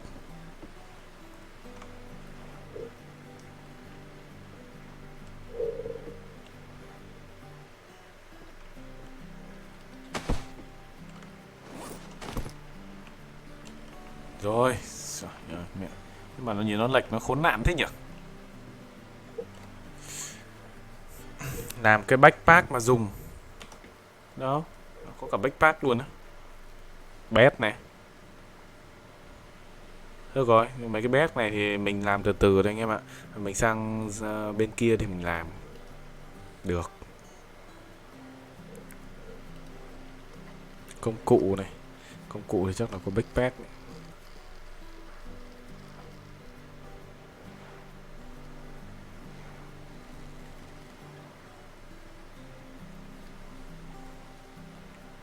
Cần lo thì cần cái dệt, cái khung dệt. Được rồi, đi được chưa? Xem check lại một lượt cuối nào.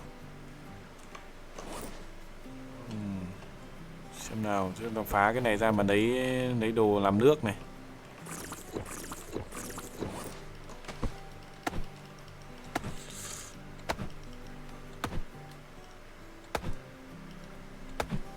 Cắm rồi, ngồi lái kiểu gì?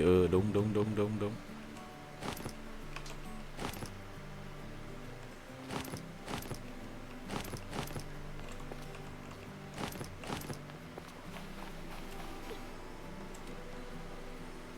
Cắm cái ấy vào đây đã.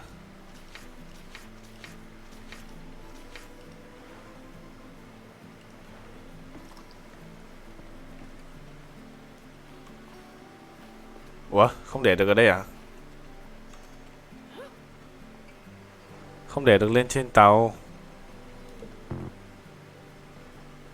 Không để được lên trên tàu anh em ạ.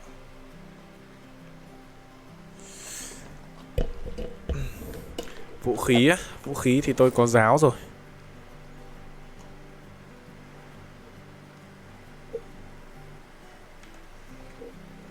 Cái này không đặt được ở đây rồi.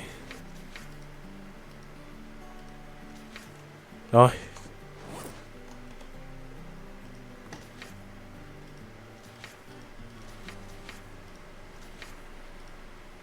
Đặt lại cái water skin đi.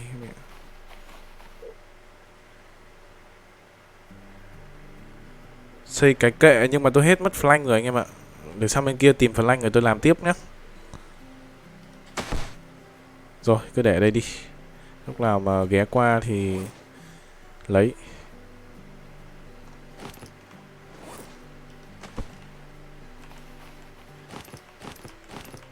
Để anh mang hòm rồi. Cái này ném đi được này.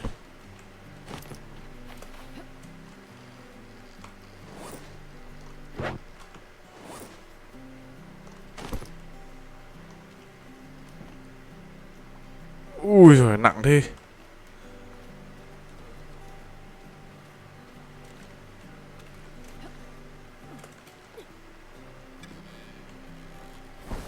Ra khơi thôi anh em.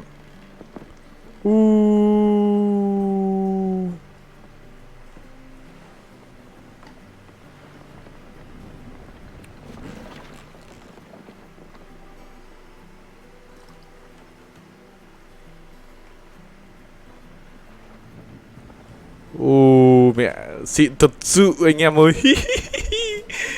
Làm 4 mũi tên cộng với cung tên. Được rồi, để tôi sang bên kia tôi làm. Sang đảo bên kia làm. Tôi có ghé qua đảo bên kia tí không anh em? Đảo bên kia hình như là lần trước mình khai thác hết rồi. Mẹ cứ ra ngoài là bắt đầu nó mẹ nhìn mẹ khổ thật sự đấy. Tôi sẽ phải củng cố thêm cái thuyền này cho nó to ra. Sang bên kia nó táp cho chết con mẹ nó rồi. Chết làm sao được, mẹ tôi đầy máu rồi.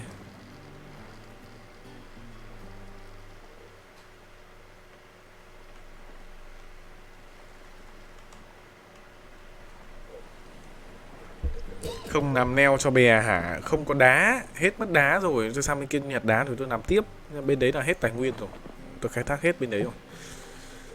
Cây cối thứ tôi nhặt hết rồi. Đá thì không còn. Đá thì phải cuốc. Không nhặt được, sang bên kia tôi nhặt.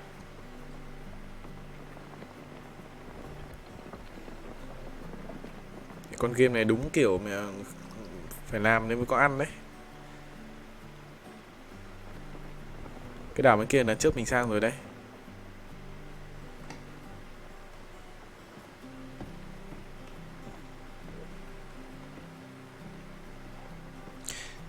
Qua kia làm neo không sơ ý là mất bè. Tôi phải kéo lên đàng hoàng chứ. Hạ buồm lên.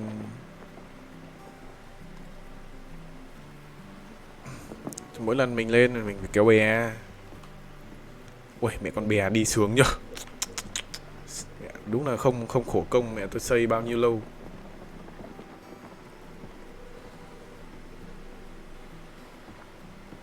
Ngon đấy, ngon đấy, ngon đấy.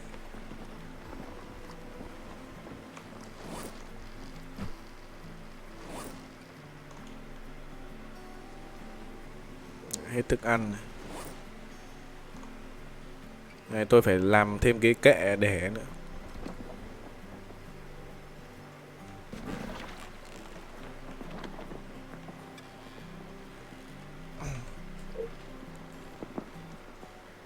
Xây có 1 phút. Mẹ tôi xây mẹ bao nhiêu lâu mà anh em kêu 1 phút. Đây rồi, cập bến rồi.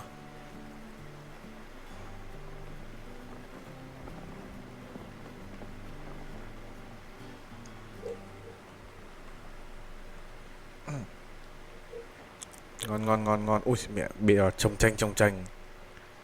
Thế này mà đéo lật nhỉ. Mẹ bè căng buồm như thế này mẹ nó lật mẹ luôn.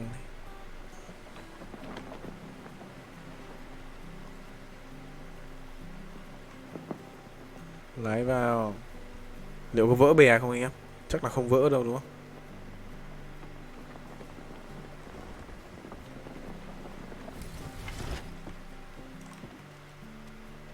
Đây đây. Đấy, thế cho chắc ăn. Tôi cần phải làm thêm cái giường dùng các thứ nữa cho nó.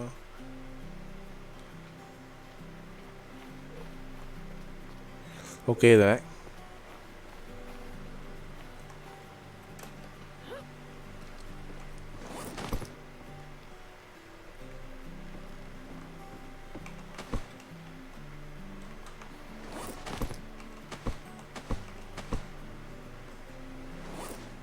Ok.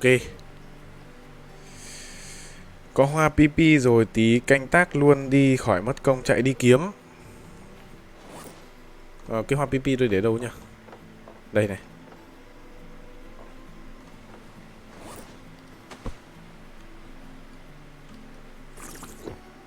Rồi, đầy luôn.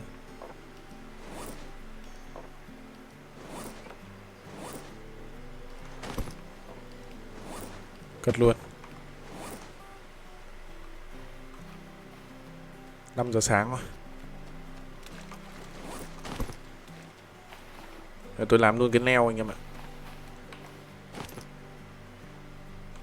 Làm cái neo thì cần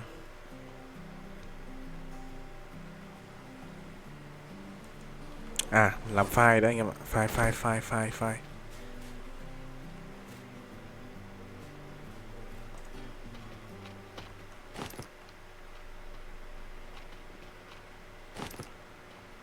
Có anh cua anh giết gì không đấy?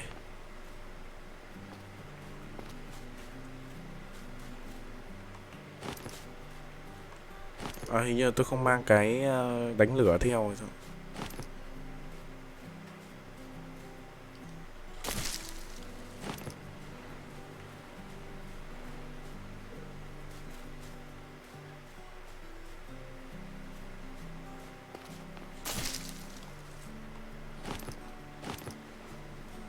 Tầm mấy này?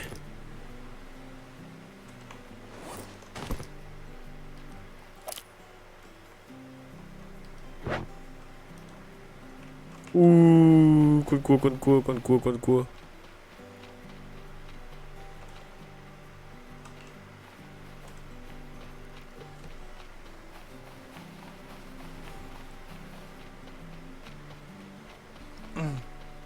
Có rắn này.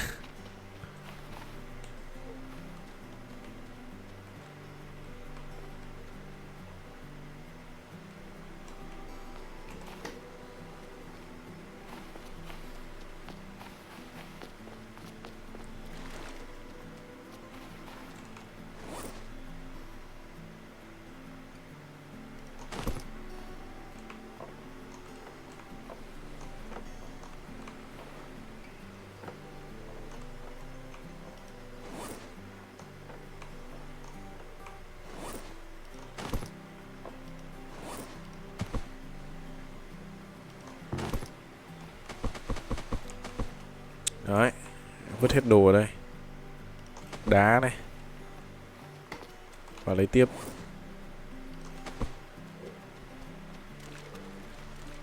Đi sang bên này đi.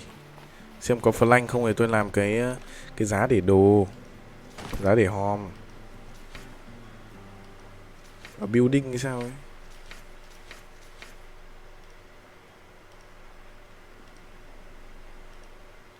Hay là phần này nhỉ? Phần grab này. Crafting này.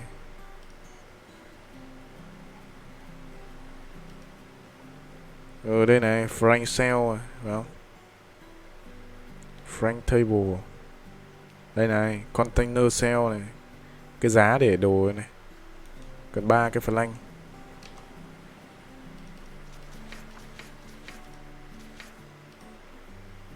Đúng không? Flank grab. Đúng rồi, ba cái flank.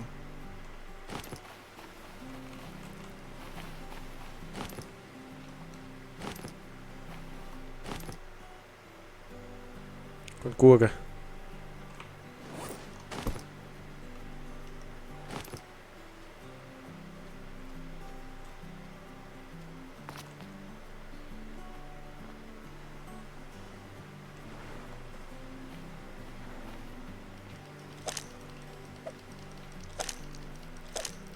Chạy. Ai trời.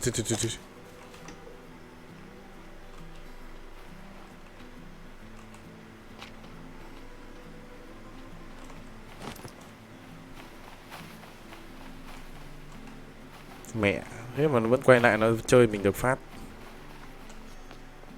Thôi, thế thôi. Hoa PP à? Đâu? Tôi gọi để tí nữa mình kiếm chỗ mình canh tác.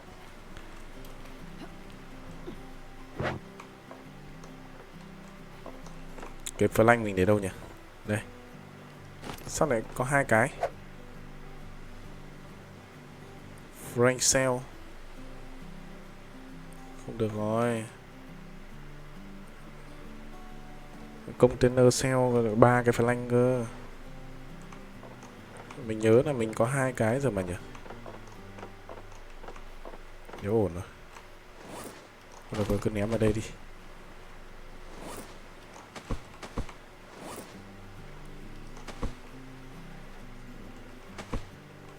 Đá này. Grab. Con cua này thì cứ vứt đây đã. Nó chết rồi.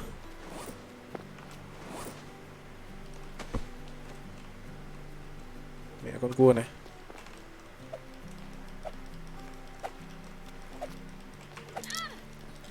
Mẹ con cua chết tiệt này. Gần chỗ con kinh cua ấy. Rồi để tôi ra tôi lấy.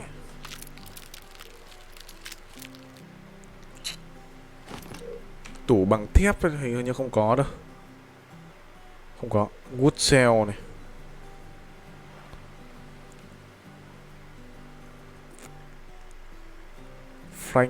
Flank cell.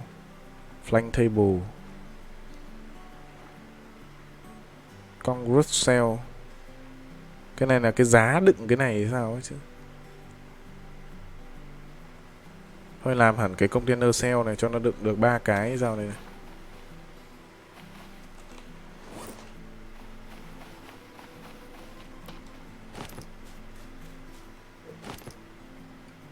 À, có khi là làm cái bếp đã anh em ạ.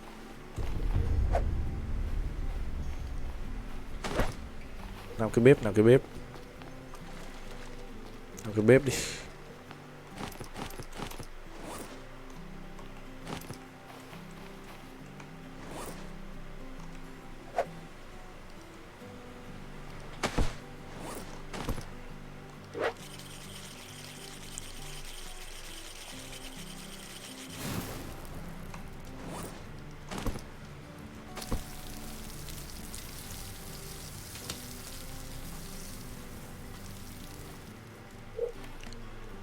Không làm cái cung mà đứng bắn. Ừ nhỉ, mình làm mẹ cái cung đi. À, cung giờ lại cần dây thừng anh em ạ.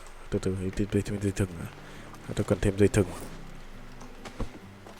Đồ đạc linh tinh quá.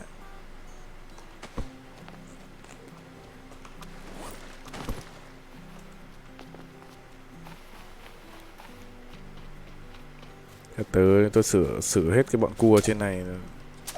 Đấy, con đĩ này nó bắt đầu nó ra này.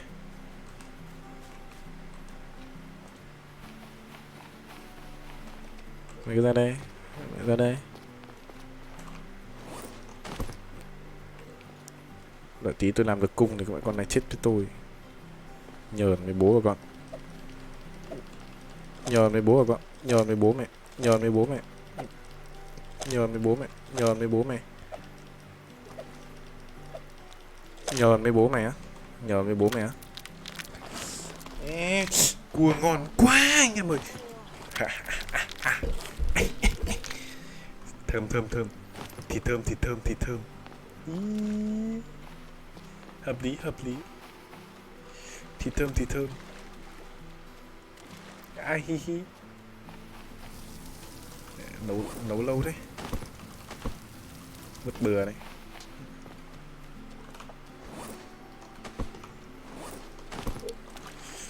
Ông dùng skin nó spoil đấy. Ừ nhỉ. Thôi kệ đi. Tí mình nướng nó lên. Gốc này.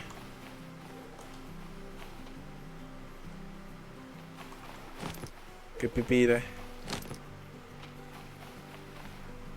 Bên này nắm cua đấy. Tạm thời là bên này an toàn rồi. Mình cứ cố gắng là mình khai thác hết tài nguyên bên này là mình phắn tiếp.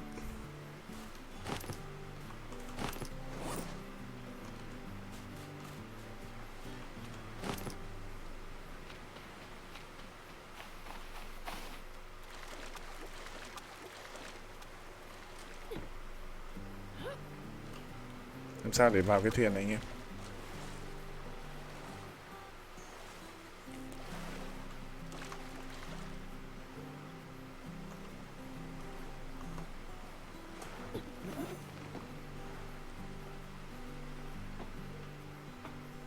Đây cái barret này. Ngon đấy, tí tôi chặt ra. Còn pad thì đều cần.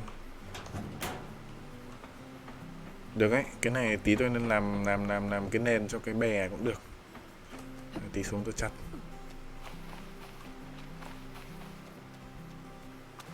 Hoặc là làm cái gì mà cần ấy nhá.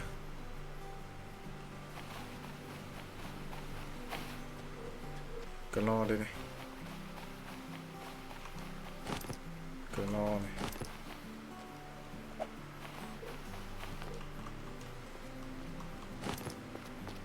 Không biết là đủ cái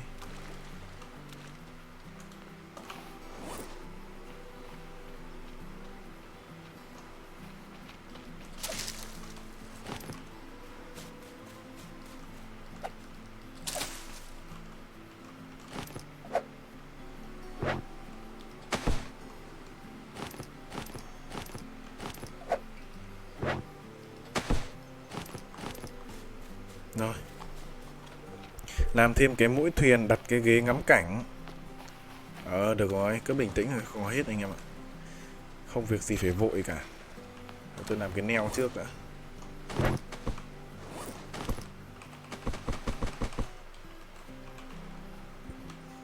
Cái neo cần cái gì? 4 cái dây thừng. Đéo này nắm thế.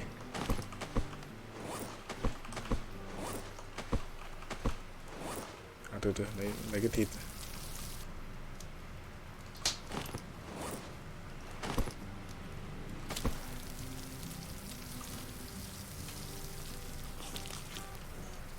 Ui, mẹ thịt này ăn ngon nhở. Thịt cua có khác, cũng là cua hoàng đế. Xịn thực sự.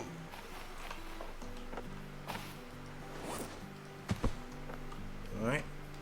Hợp lý luôn anh em ạ. Thiếu nước nữa thôi.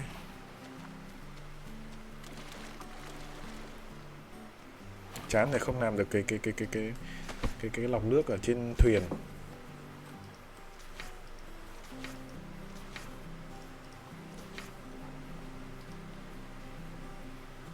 Hobo stop. Cái này là cái lò này, đúng không?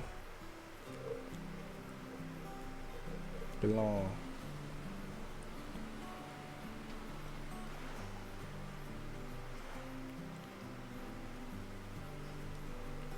Full steel. Cái này lấy dầu đây, đúng không? Lấy dầu đấy.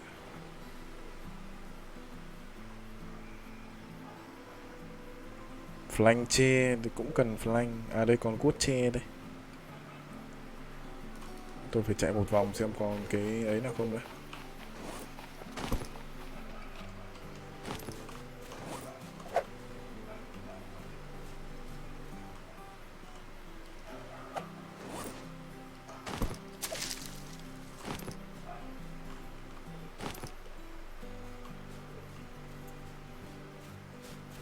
Giết hết mấy con cù lìn ở bên này đã.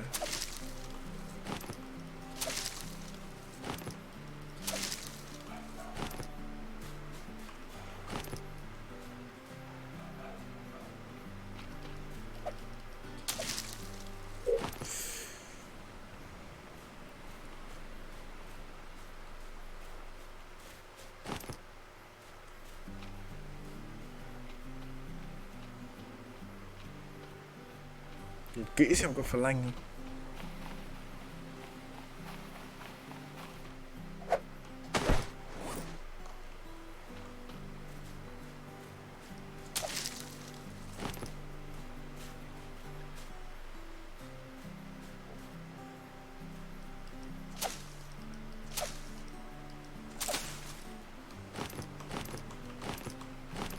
Nhập túi bụi rồi.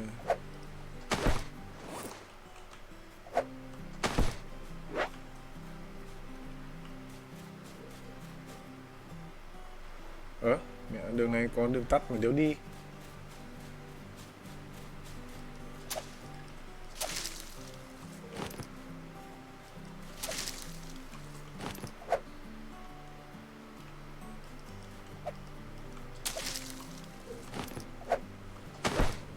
Rồi, ngon rồi đấy. Thêm cái nữa đi, cho nó hồi nó spawn lại. Nướng thịt để cho được lâu không thịt hỏng. Tôi đang nướng mà, cái bếp nó nướng được một cái thôi.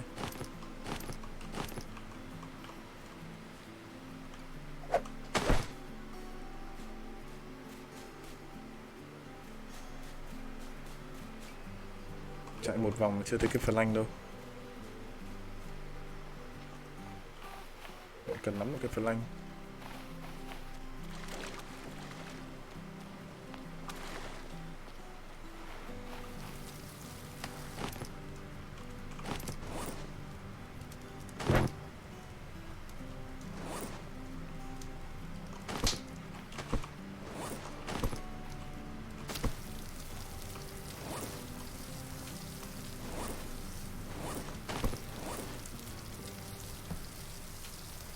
Bốn cái dây thừng.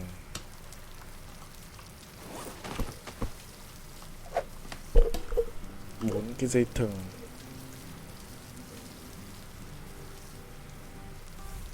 Cái này chắc là phải có flank, chế flank chứ nhở? Không, không có chế flank à?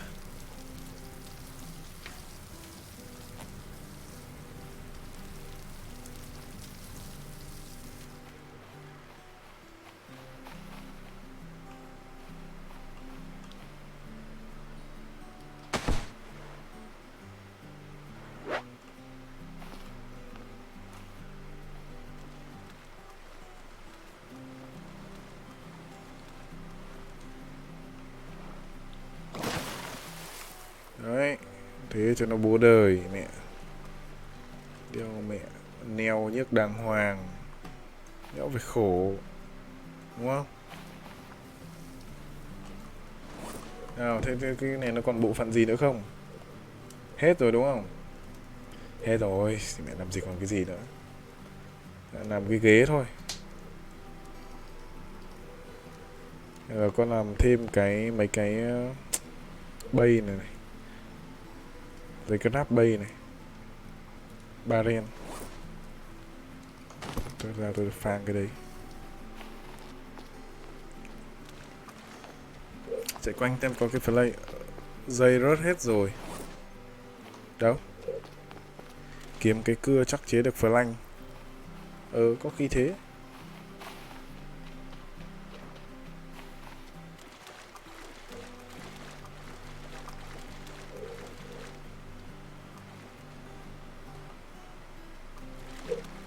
Cái đó là máy bay á? Thì à? Mẹ bố đời vậy, mẹ làm được cả máy bay luôn hả?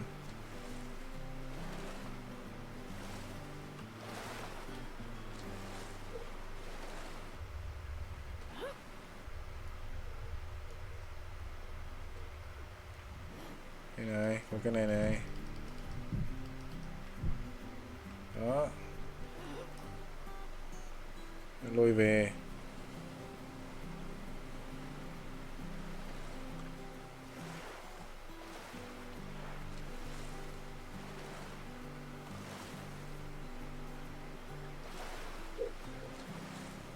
Dùng cái ghế gỗ mới có được flank. Muốn chế được flank thì cần cái rìu xịn với cái búa gỗ. Rồi chế ra, rồi ra cái chẻ gỗ mới. Dùng cái chẻ gỗ thì mới được cái flank.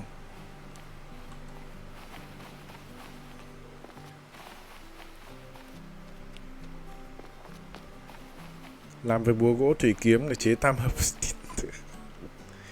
Lần chịu mấy ông luôn. Đấy, một cái này.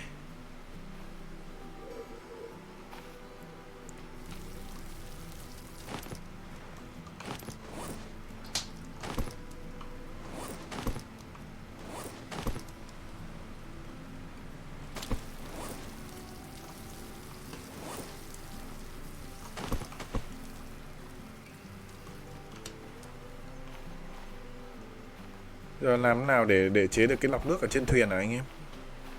Tôi cần chế được cái lọc nước ở trên thuyền. Cái lọc nước này cần nhiều ấy quá.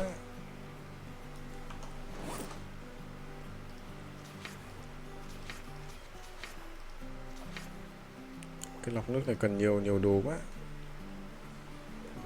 Một cái flag này, một cái lá này. Đây cũng chả nhiều đồ lắm.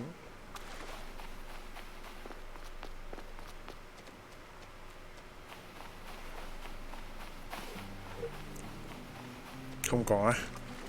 Thế thì chịu thôi. Mỗi đảo này mình phải để một cái nước. Mình phải để một cái nước.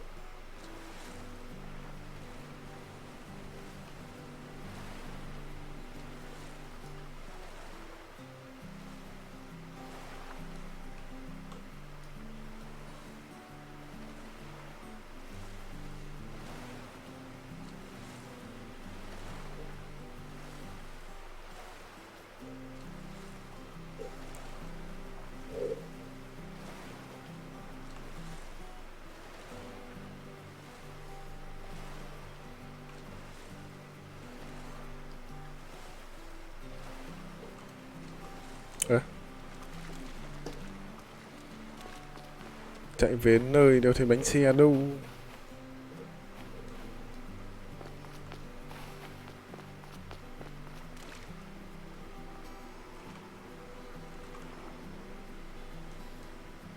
Mẹ, cái khoản bánh xe là cái khoản lằng ngoằng nhất này. Khốn khổ khốn nạn. Ôi, dây thừng đúng không?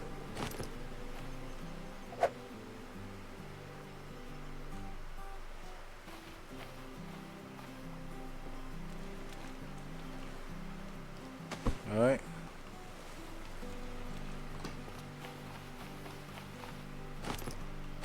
Làm luôn cái ấy sắt ở đây.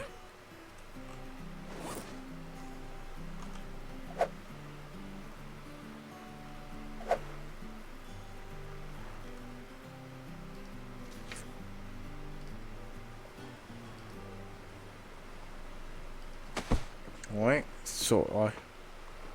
Đạo mẹ cái bè sắt.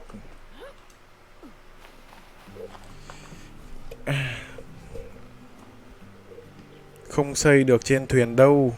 Qua đảo khác thì đem cái bi đông theo là đủ dùng rồi. Với lên đảo khác có dừa nữa. Chứ chẳng lẽ lại uống dừa qua ngày à? Thế thôi, anh em nói thế thì lại đi tìm dừa uống vậy.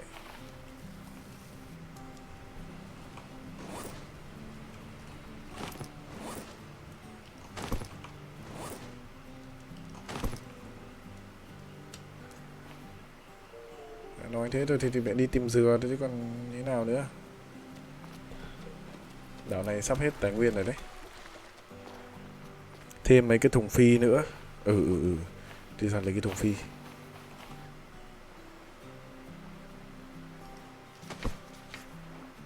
Đây này. 3 cái thùng phi. Cái thùng phi lại cần nhiều thế.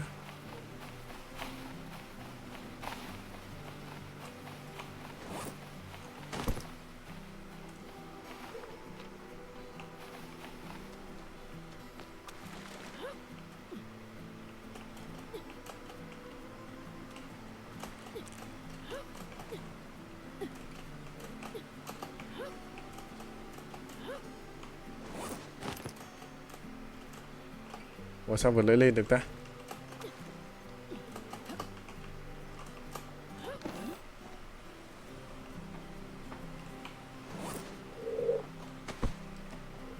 Cái bi đông của mình đầy nước mà. Tôi uống rồi.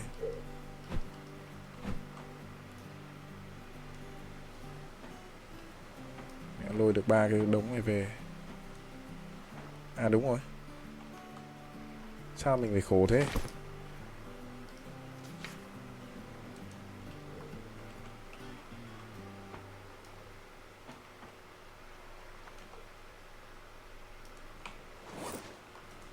Đó mình phải khổ thế.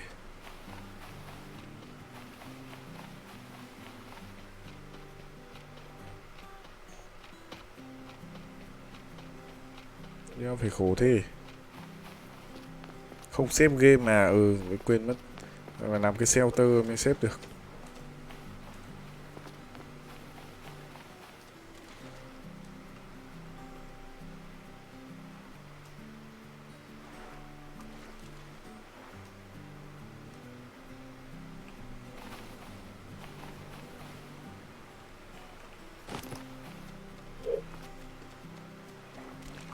Đấy, mẹ ngu thật sự.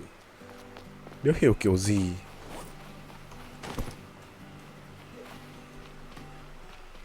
Đó nghĩ ra từ sớm. Mẹ.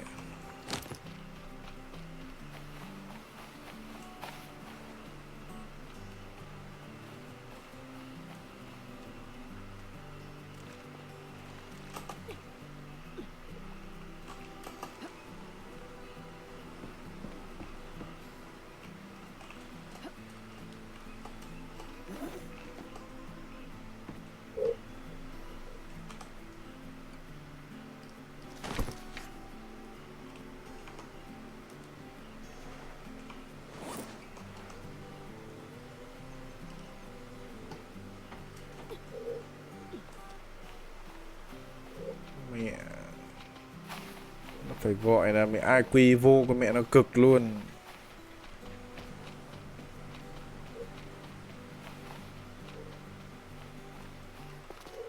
Làm quả mũi thiền đặt cái đèn ở giữa.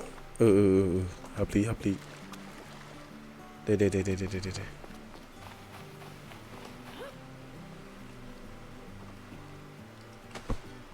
Đúng chưa? Đặt quả đèn sang bên này đúng không? Nè. Đeo phải bê thì cho nó nặng hơn nhau ở cái đầu đấy anh em ạ.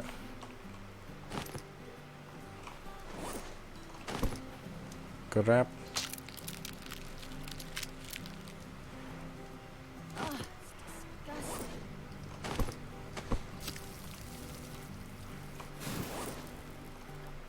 Thôi.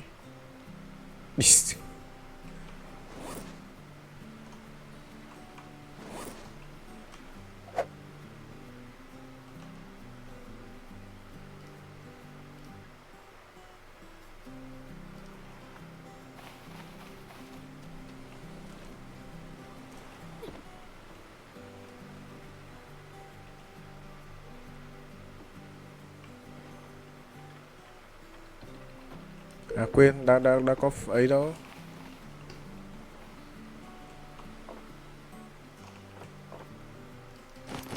Quên. Đặt cái phản lên đã.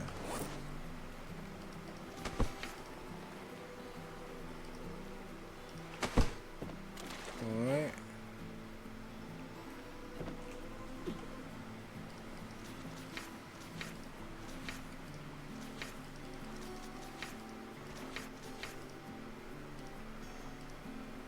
Ok á.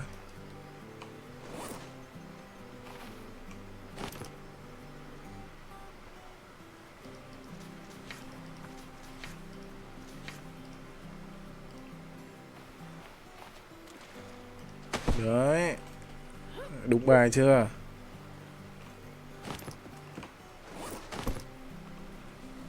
Đúng chưa? Sàn thép để ông ơi. What the fuck? Sao lại để sàn thép lại? Có thì mẹ cứ làm đi. Tiếc gì. Quay đầu ra. Đấy. Cho thêm một miếng ở bên này nữa này. Ok. Thành cái thuyền mẹ bố đời ngay.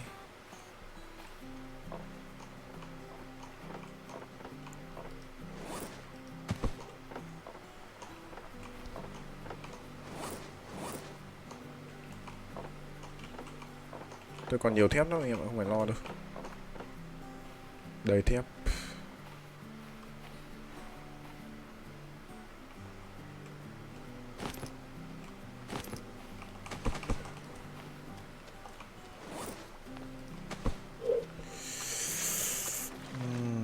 Nào đi tìm quanh xem còn phần lanh, phần liếc gì không thì chuẩn bị phắn tiếp đây. Đi đảo khác, ở đây mãi. Đây thép này. Đầy thép mà anh em lo gì.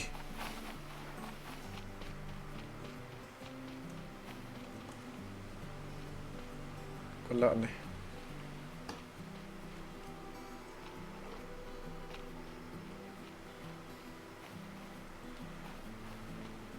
Cái này không có lợn to anh em ạ. Xem kiếm luôn thêm tí dây thừng trước khi đi.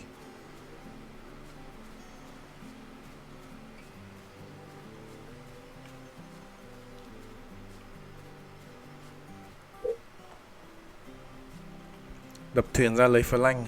Mẹ hợp lý. Ý tưởng sáng suốt với đái.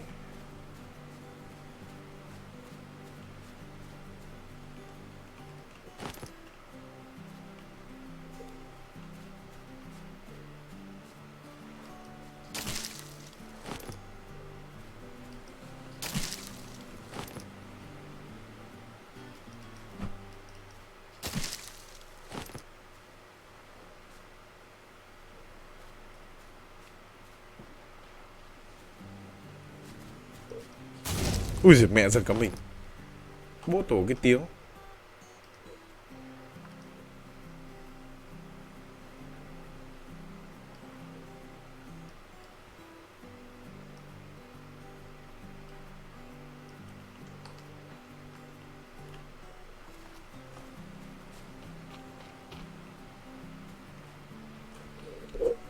Chạy một vòng hết flank rồi anh em ạ, không có flank đâu. Không có flank đâu. Nhầm. Lên tàu bè tùm đúng không ạ? Tìm. Đây tôi đang ấy, tôi làm cái cung đây. Cái cung là cần cái gì ấy nhỉ?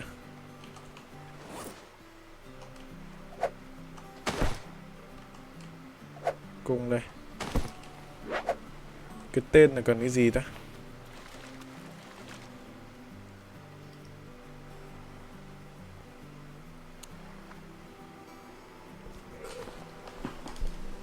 À đây arrow. Cần đá. Đá vậy stick.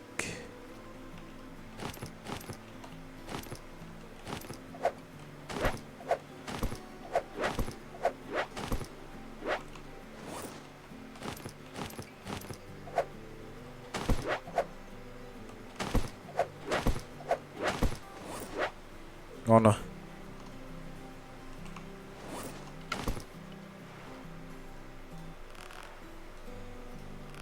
Dạ, ngon ngay. Có phím lấy đồ nhanh à?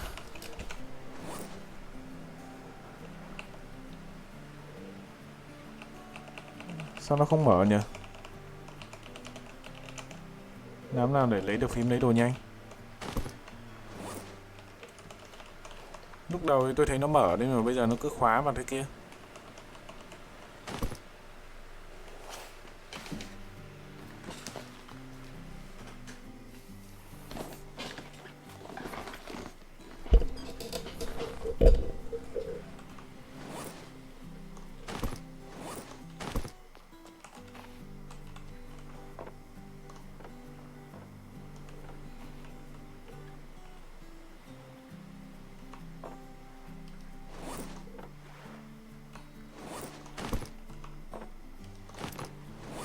Thì bỏ mẹ mấy cái spear đi nhỉ.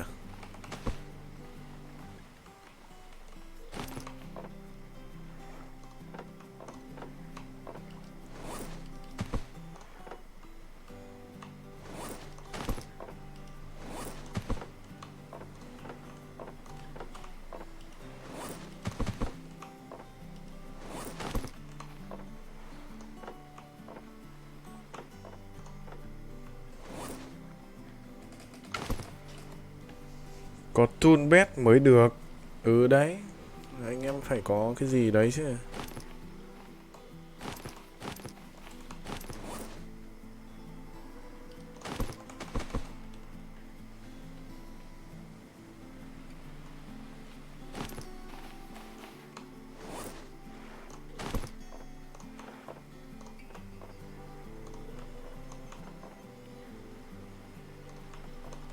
Cái này có treo được cái gì không nhỉ?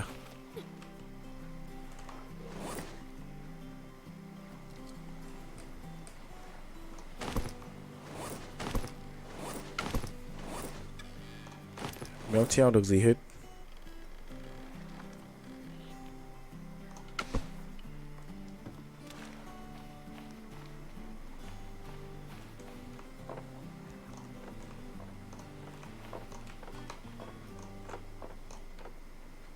Hết nước rồi, đi tìm nước rồi. Tôi đi uống nước đã.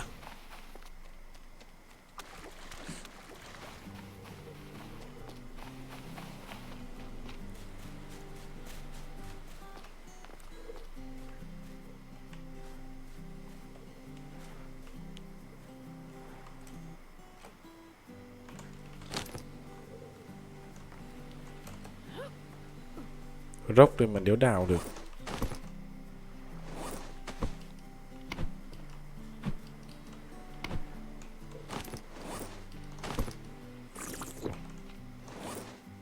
Đéo cần thịt luôn.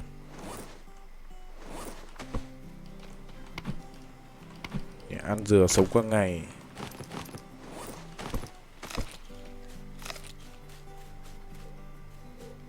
Hết quả rồi, à đây.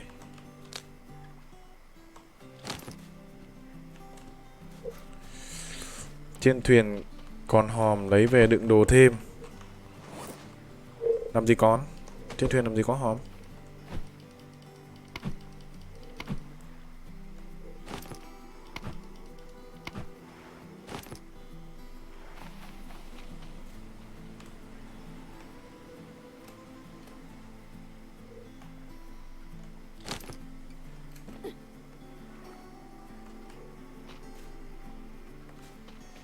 Thuyền này á?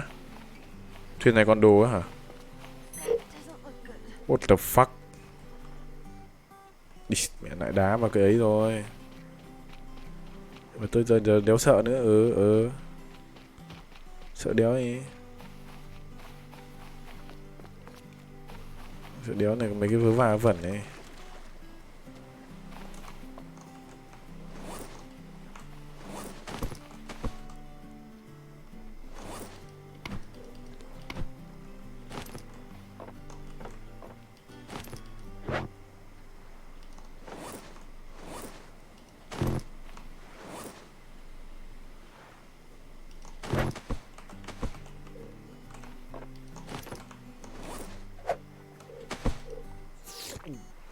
Trên nóc à?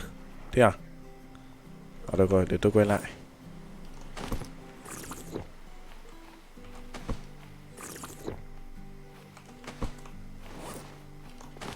Đâu, để quay lại tôi lấy.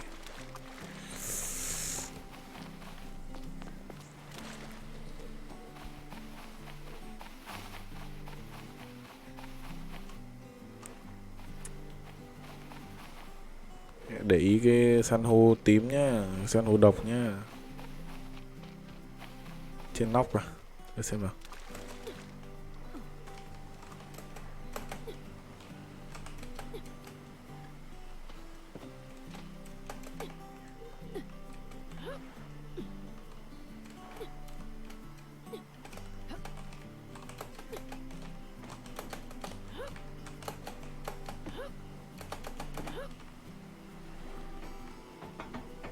Ở đéo đâu?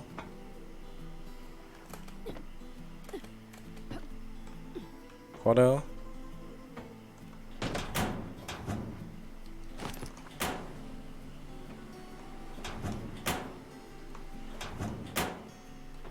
Không có.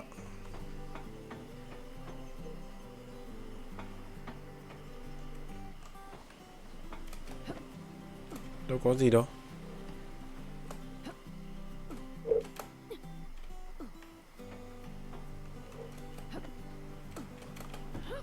Đâu có cái gì đâu.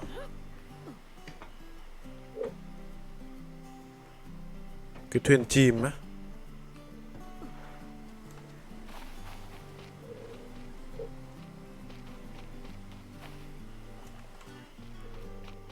Nhà mình có đèn pin mà mình chả bao giờ mình dùng cả. Cái này để làm gì nhỉ? Đánh dấu gì đây này?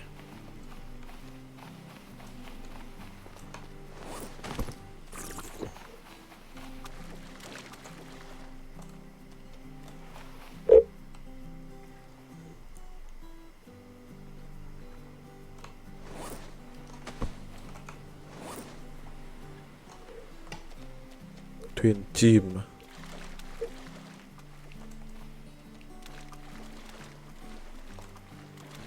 Thuyền chìm.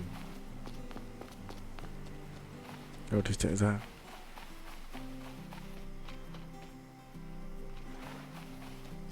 Ngoài này à?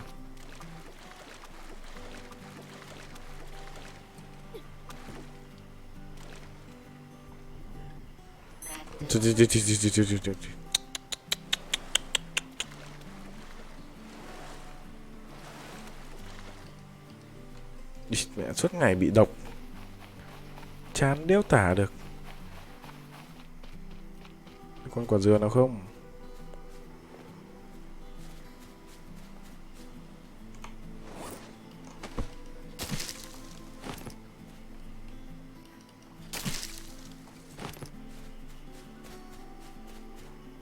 Mẹ tối đi, đéo mang cái đèn pin đi. Thôi bỏ đi anh em ạ, chả có chỗ mà cầm nữa đâu.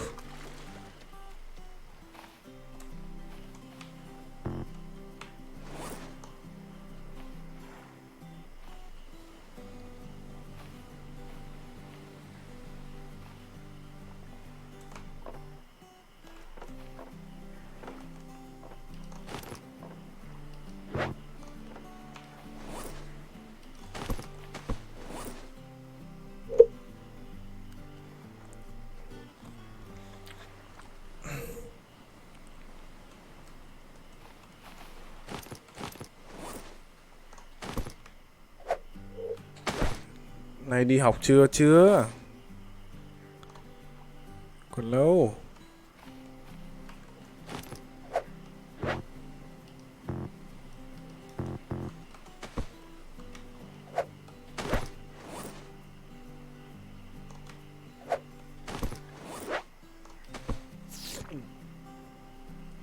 Mẹ hơi bất cẩn, hơi bất cẩn. Có đin bin mà méo ra dùng. Rồi.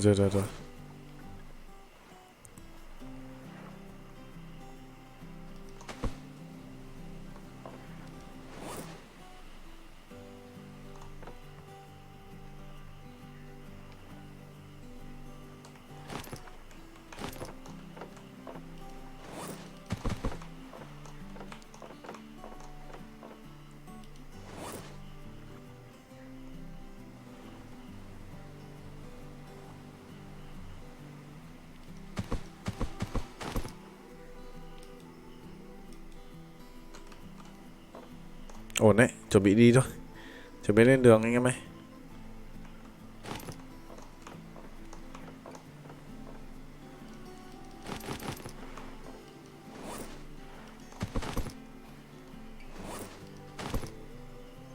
Bây giờ làm nào để vác được hết cái đống này về đây này.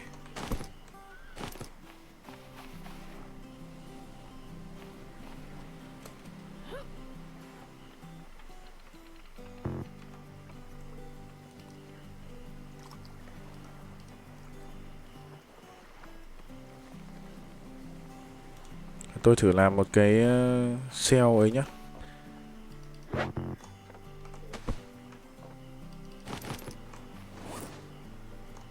Tôi thử làm một cái cell này xem nào. Cell bằng thép này. Điều được rồi. Không cho đặt trên thuyền.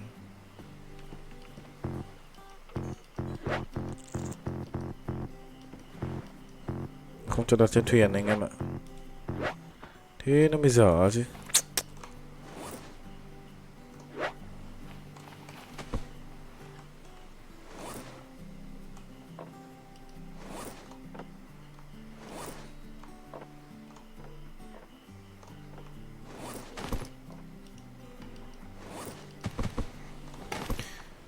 On được 2 cái theo này.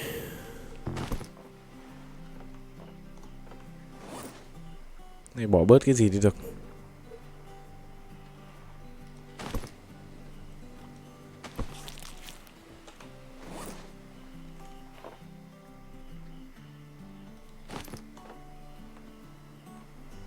Thế thì tôi chặt thêm một cây nữa để tôi làm ấy nhá. Làm thêm một cái bè nữa. Cho nó bớt cái ấy đi. Cho bớt cái đồ đi, cho không thì nhiều đồ quá.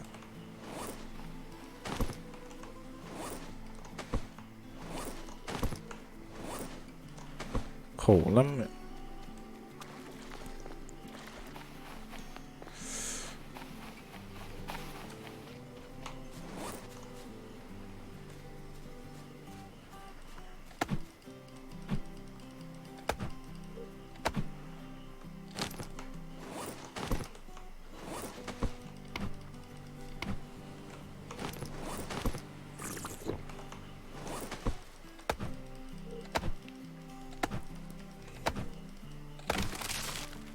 Vứt thịt đi ấy, thịt sao vứt được.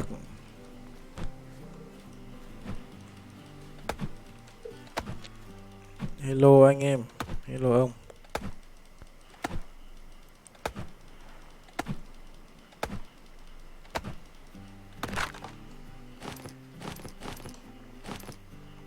Cây này lùn quá.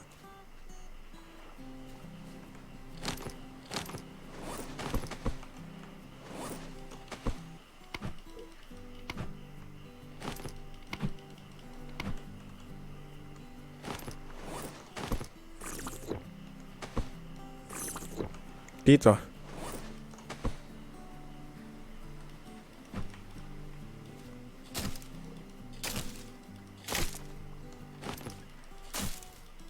Pin slap sapling.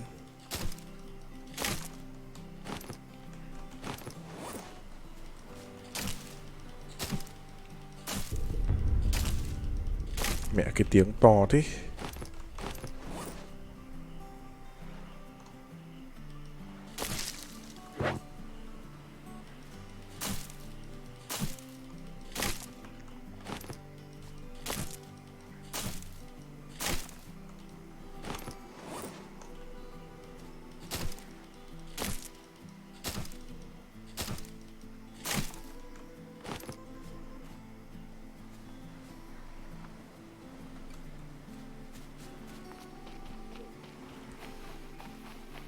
Đây, về ném bớt đồ từ đây không nhỉ?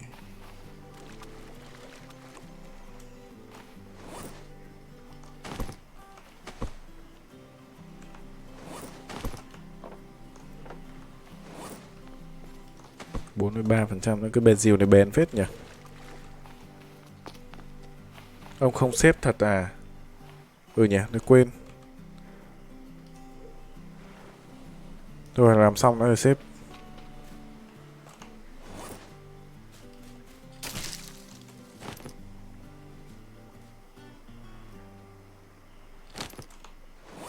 Potato. Thôi, ném mẹ đi.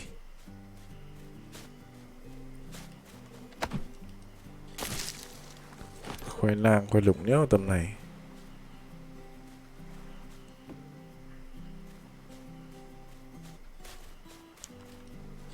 Để tôi làm nốt cái thuyền đó nhá.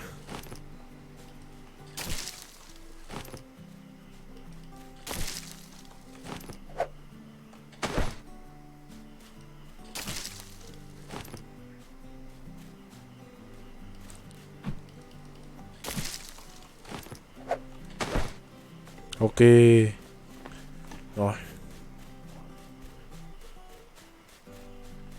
Đủ làm cái luôn đấy.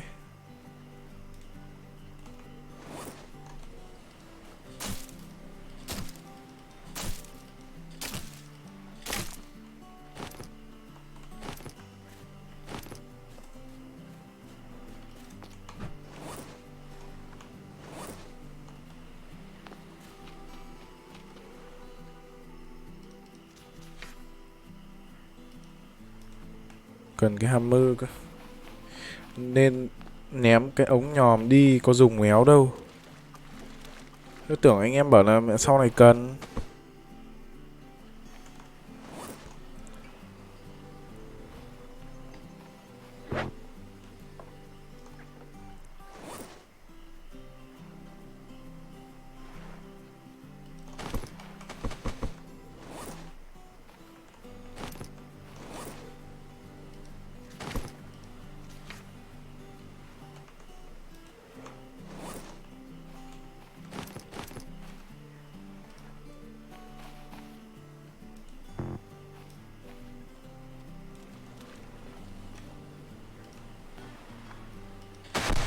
Rồi, ngon lành ngay.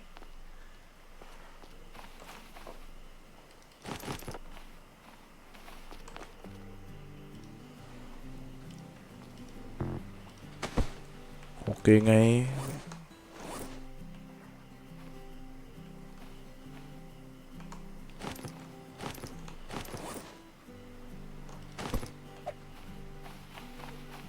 Nào, làm cái lều để xếp đây.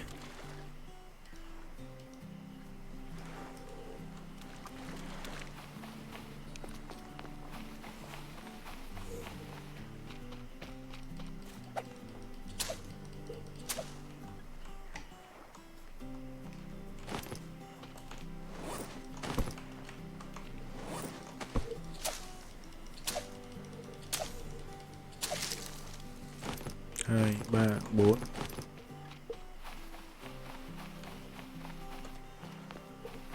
Thế là mẹ cái trò này chỉ có uống nước dừa sống qua ngày thôi à?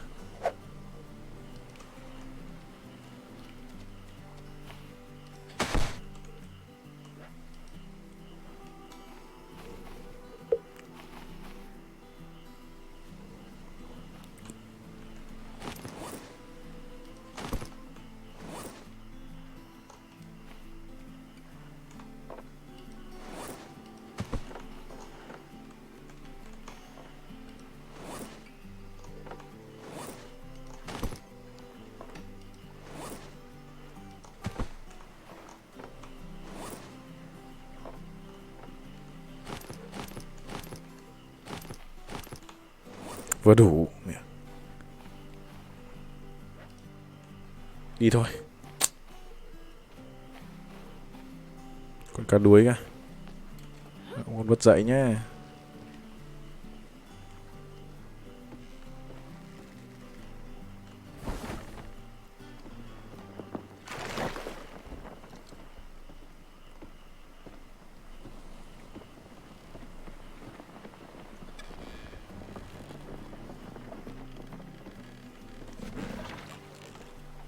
Rẽ sang. Ui, hình như là lặng đít. Mẹ, phóng vu vu vu kìa.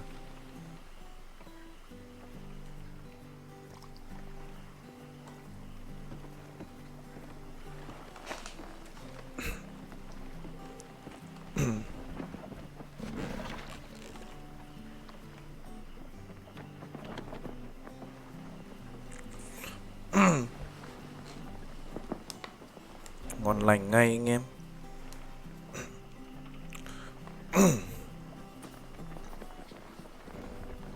Tôi sang bên này xem có flank không.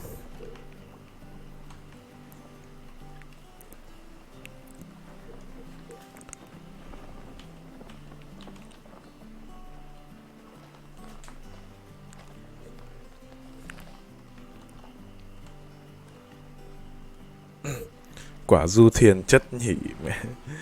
Quá búa đời mẹ luôn. Nhìn ngon nhỉ mẹ. Ở dưới này là 5 tấm này, ở giữa là 3, trên kia là 1.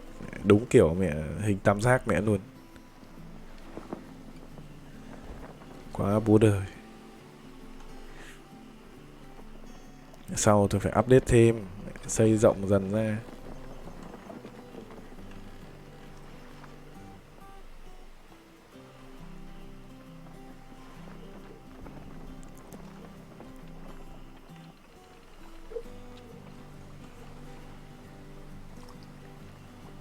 Ngon đấy. Mẹ, quả thuyền búa đời.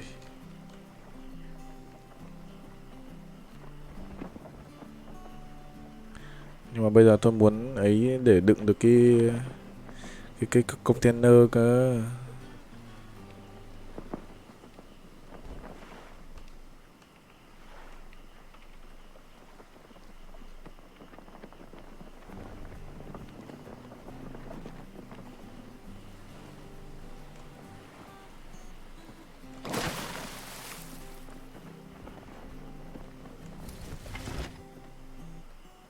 Kinh mấy anh cua đã trực sẵn ở dưới.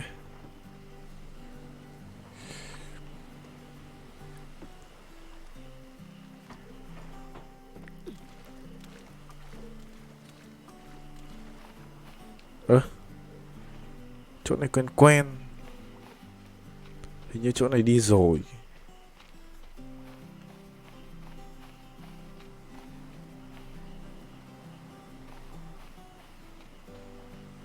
Phải không nhỉ? Nhìn chỗ này quen quen.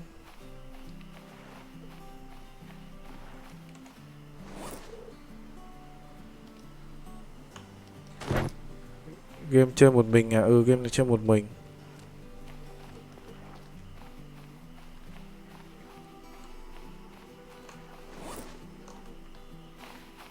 Có con cua kìa.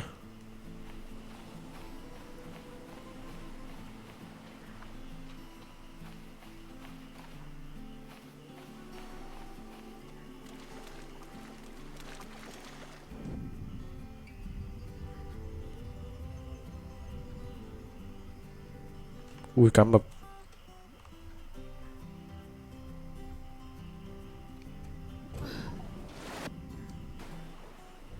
Ui, con rắn thì mẹ vẫn nhìn rắn nước kìa. Thôi đi lên đi.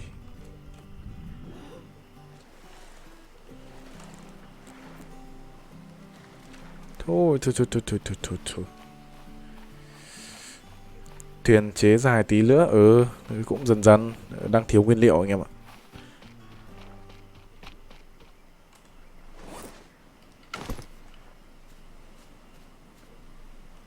Gì đấy? Cái đậu má.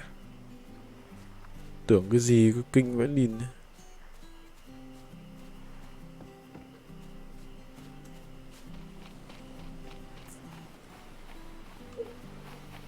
Đây plank đây. Đó, có con rắn nhá.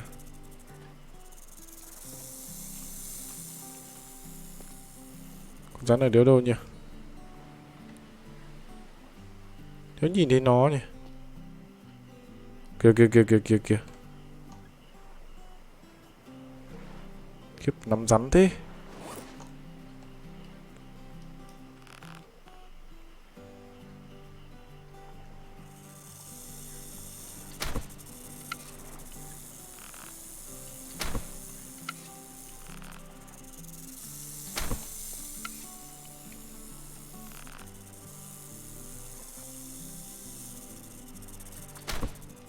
Chắc chả chết đéo gì.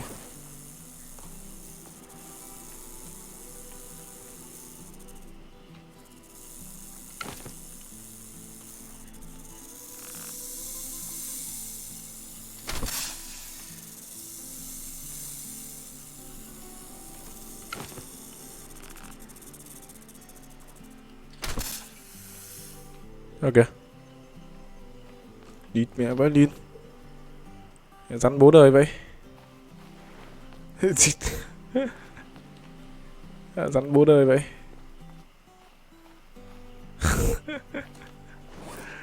Mẹ tội đéo hiểu mẹ.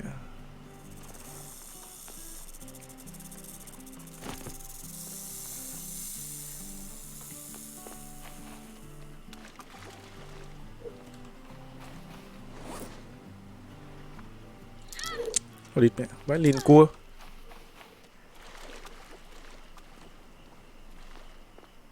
Con này nhiều lúc nó cũng lỗi lỗi ngáo ngáo.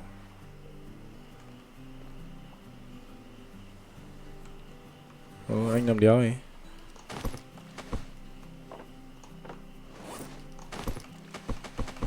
Ui, trời, trời, trời.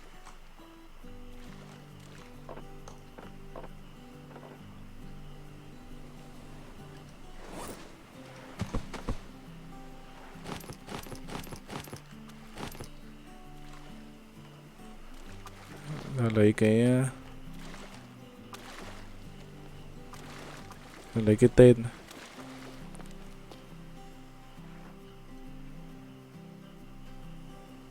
Con cua mất dạy.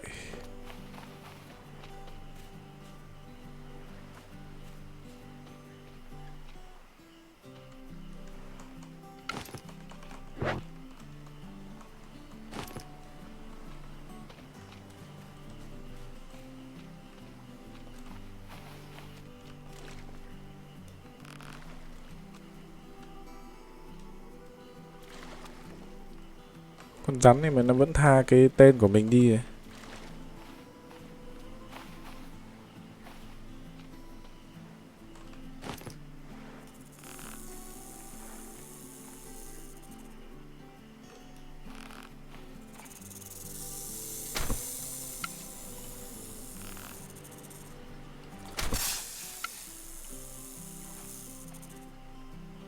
Chết mẹ em đi. Kêu nhiều.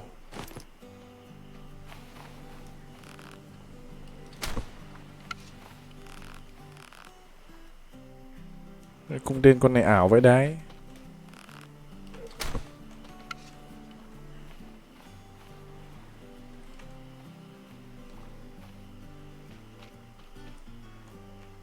Cung tên con này ảo lắm mẹ. Bắn kiểu đéo gì ấy.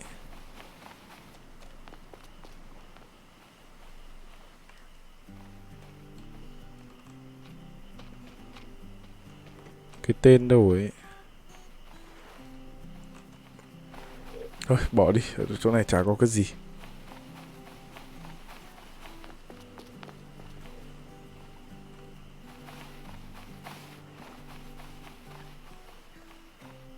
Chỗ này hình như là tôi đến rồi sao, tôi đi rồi.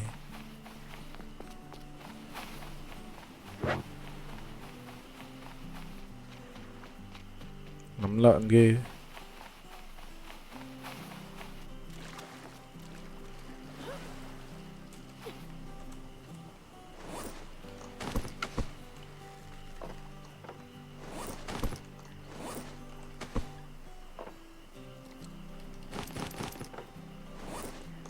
Rồi đấy.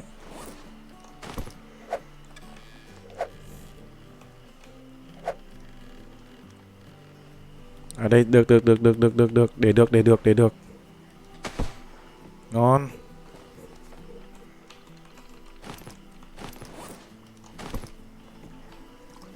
Ngon ngay. Sợ. Hợp lý luôn. Mẹ. Đấy. Ngon rồi. Chỗ chết đầu game nó hình như đâu không phải.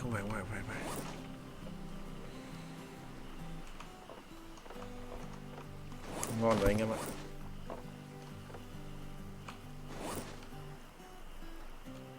Ngon rồi đấy. Bây giờ làm được thêm một cái flank ở bên này là ngon này. Hai bên, hai cái.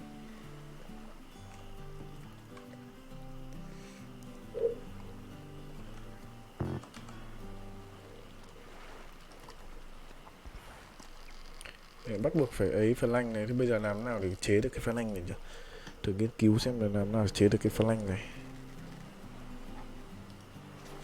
Building flank foundation.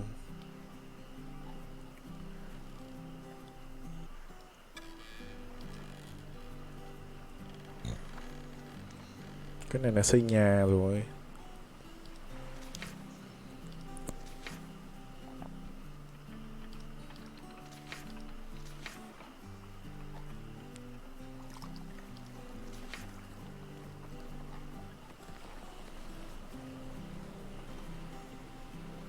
Làm thêm cái cell lắp lên trên được không nhỉ? Cái shelter á.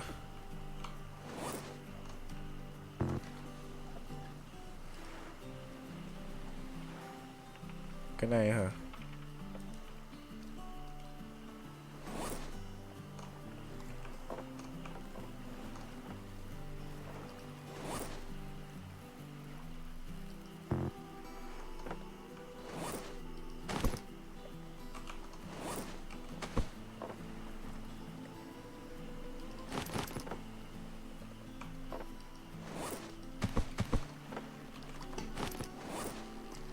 Ổn đấy.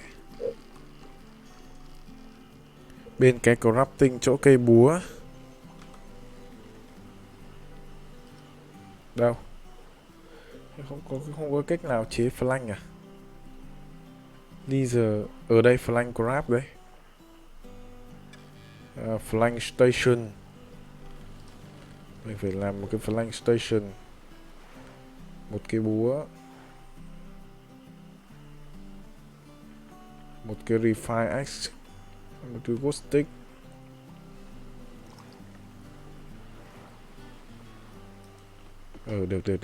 Được anh ơi. Được.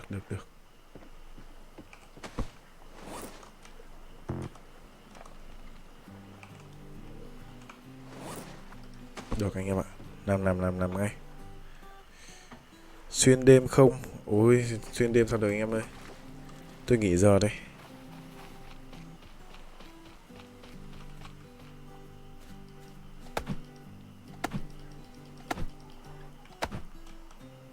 Tôi làm cái trạm này.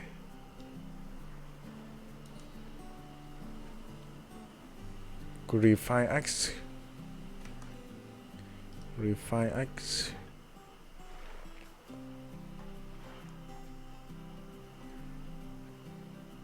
Refine axe. Một cục đá với lại một cái kia. Mình vẫn còn một cái kia. Mình vẫn còn một cái dây.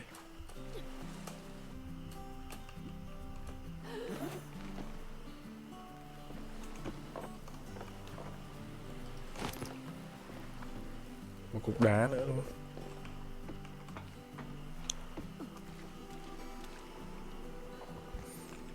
Livestream đâu xí. Cố gắng là làm xong cái này.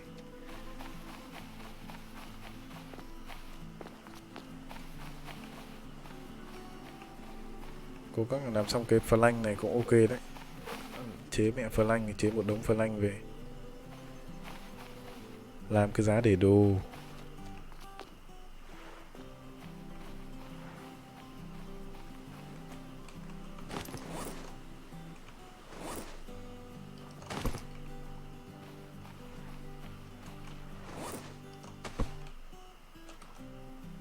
Dây thừng đúng không? Dây thừng thì sẽ cần cái này.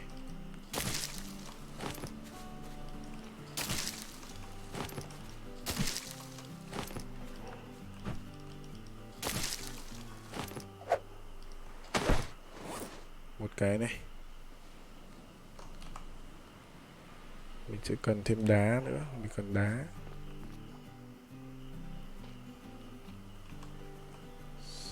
Snake.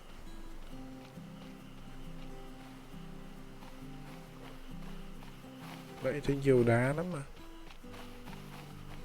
Rồi éo thấy cục nào. Con cua. Định mệnh con cua.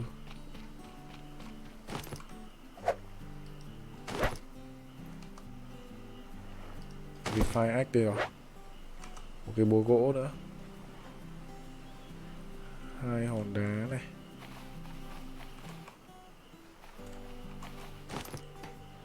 Một cái cây này.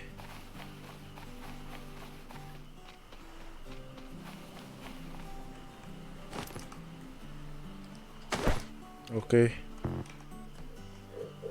Rồi 4 cái cây, một khúc gỗ và một cái dây PP này.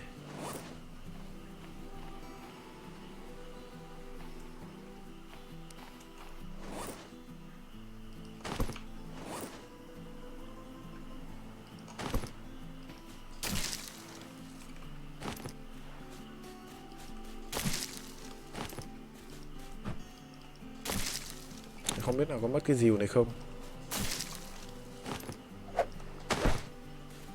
Rồi gỗ bên này.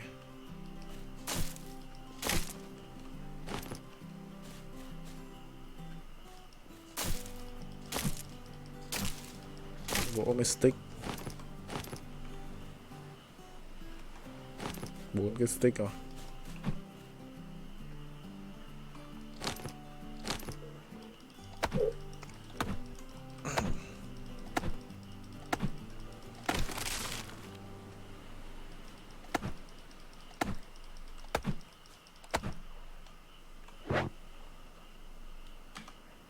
Flank station này rồi.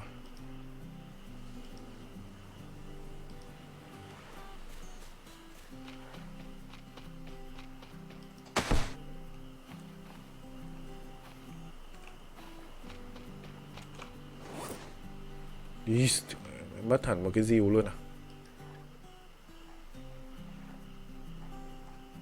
Phải đái vậy.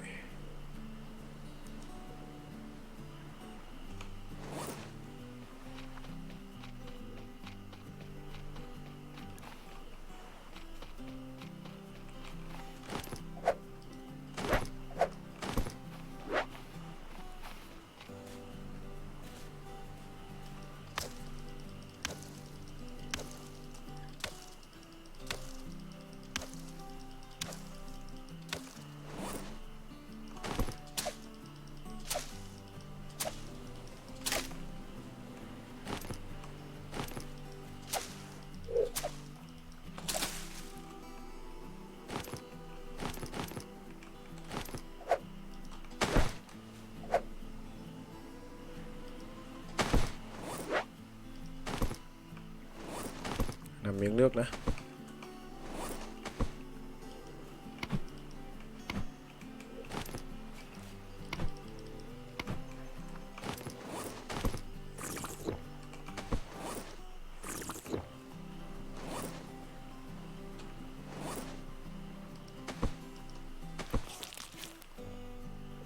Ôi trời trời trời trời. Mẹ bị spoil rồi. May chỉ bị lôn. Không sao. PP này. Ok đấy.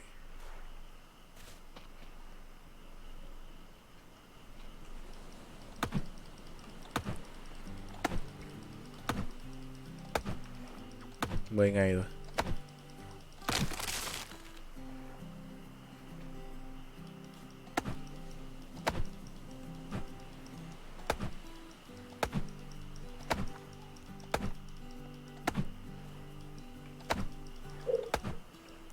Vớ được PP chế thành thuốc luôn. Cũng có khi thế.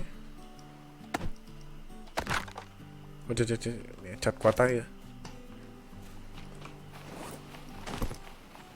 Chặt quá tay.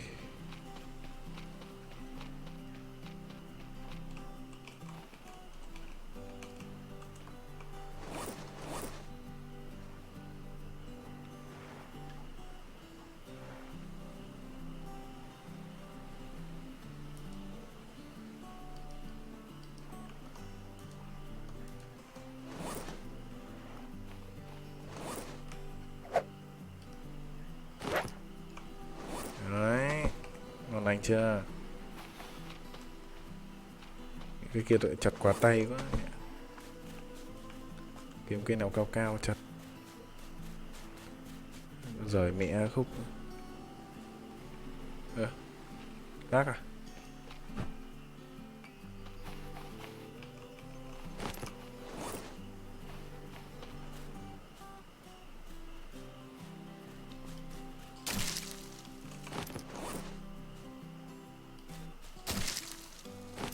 Chế luôn thuốc.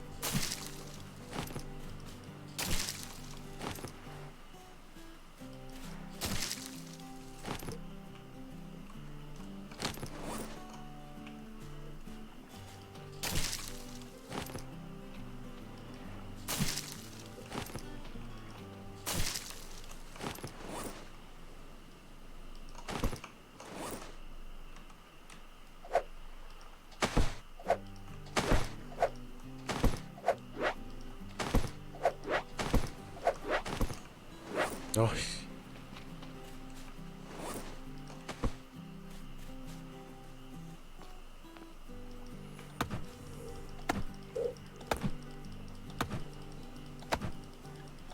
Cây dị dạng nó bị lỗi mà. Tôi về tôi chặt rồi.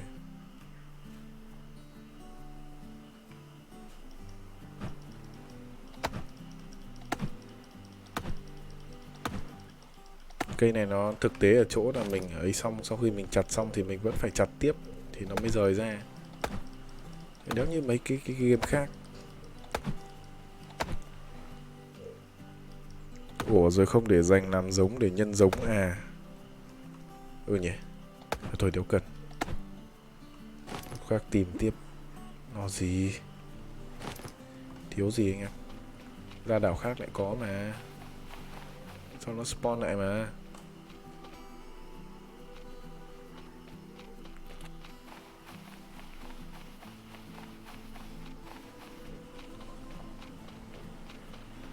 Có mỗi 2 cái làm nốt.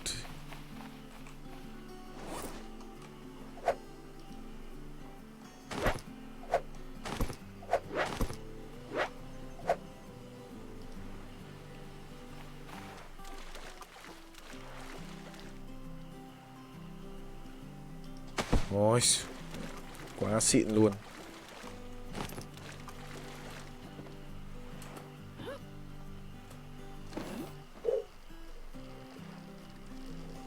Để làm chỗ xếp.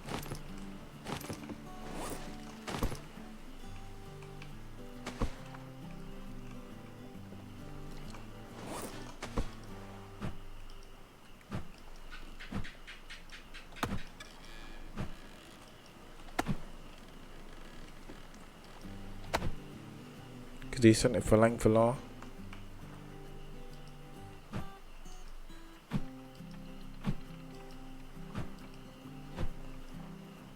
Làm sao để sửa nhỉ?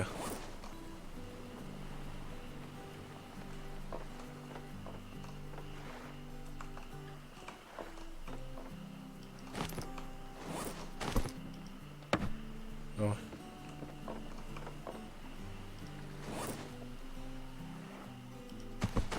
Ngon đấy. Tiện ở đây làm luôn vừa đống ván. Làm chỗ xếp nữa nhỉ?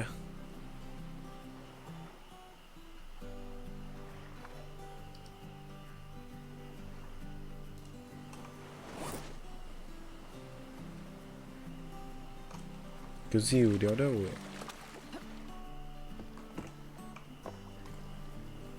À đây vẫn còn một cây này. Lo gì?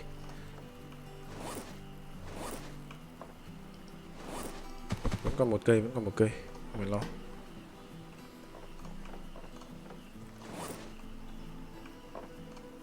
Tôi làm cái chỗ xếp đã.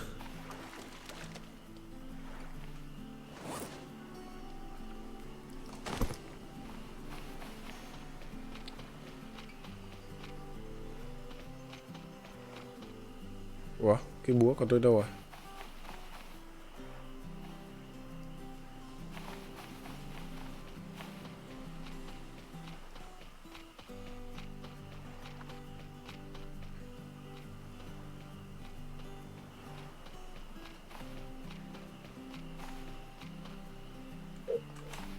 Sao mấy đồ ông chế không tập trung về một đảo? Ôi tiện ở đâu tôi ấy ở đấy luôn ý. Sau rồi mình chế lại được mà.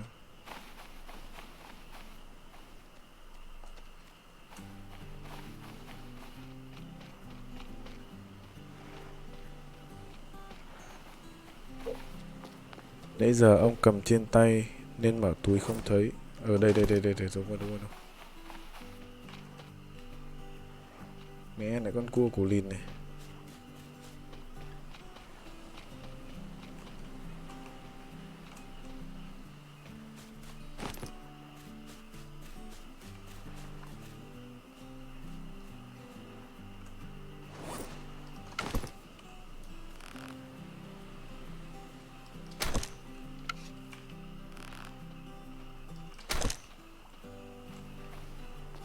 Mẹ trâu vậy.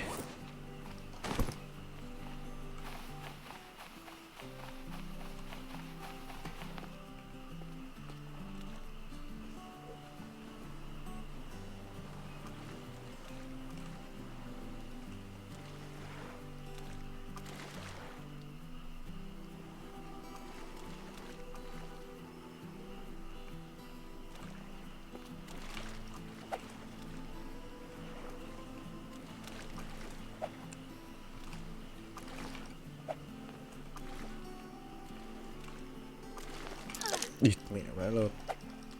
Con chó này.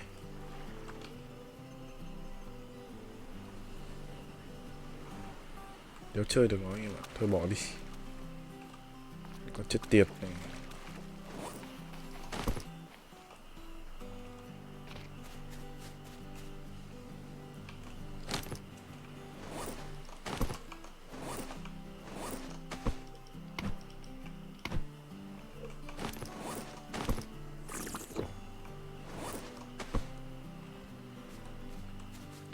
Chọn cây cao nhất mà chặt.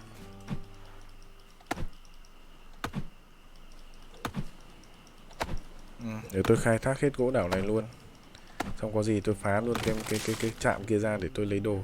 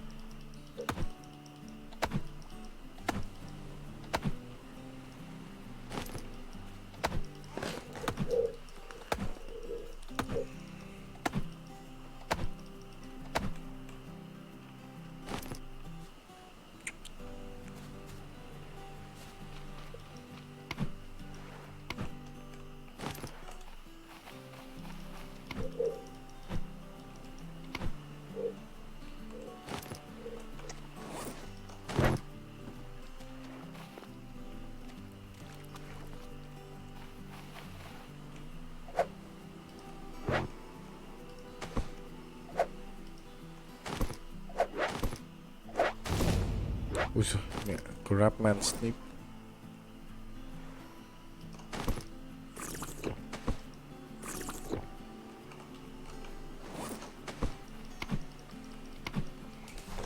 Ui giời, tê mông quá anh em ơi.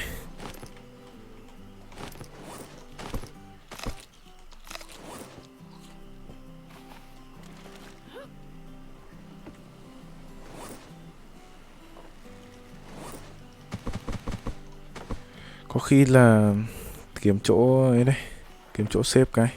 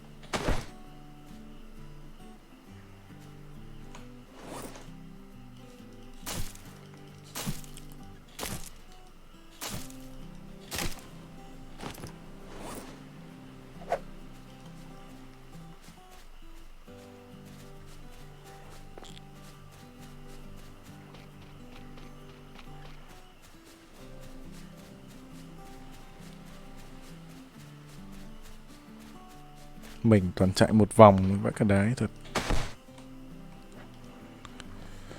Ui. Thôi anh em ạ. Bây chúng ta có thể chơi đến đây thôi anh em ạ. Khá là hay đấy. Tôi tê hết mông rồi anh em ạ. Ui. Thôi. Nay mẹ được quả thuyền bố đời, mẹ được đống flank nên là cũng ok rồi, ngon rồi. Nay ổn áp rồi đấy. Ở bên dưới có ấy luôn này. Mẹ, nguy hiểm chưa?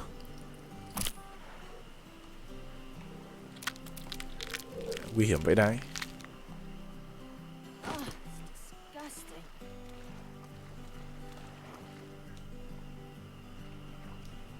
Đấy. Ok. Chúng ta hãy dừng lại ở đây thôi anh em ạ. Cảm ơn tất cả anh em đã theo dõi và ủng hộ. Hẹn gặp lại anh em trong các buổi livestream lần sau. Bye bye. Hẹn gặp lại. Chúc tất cả anh em ngủ ngon.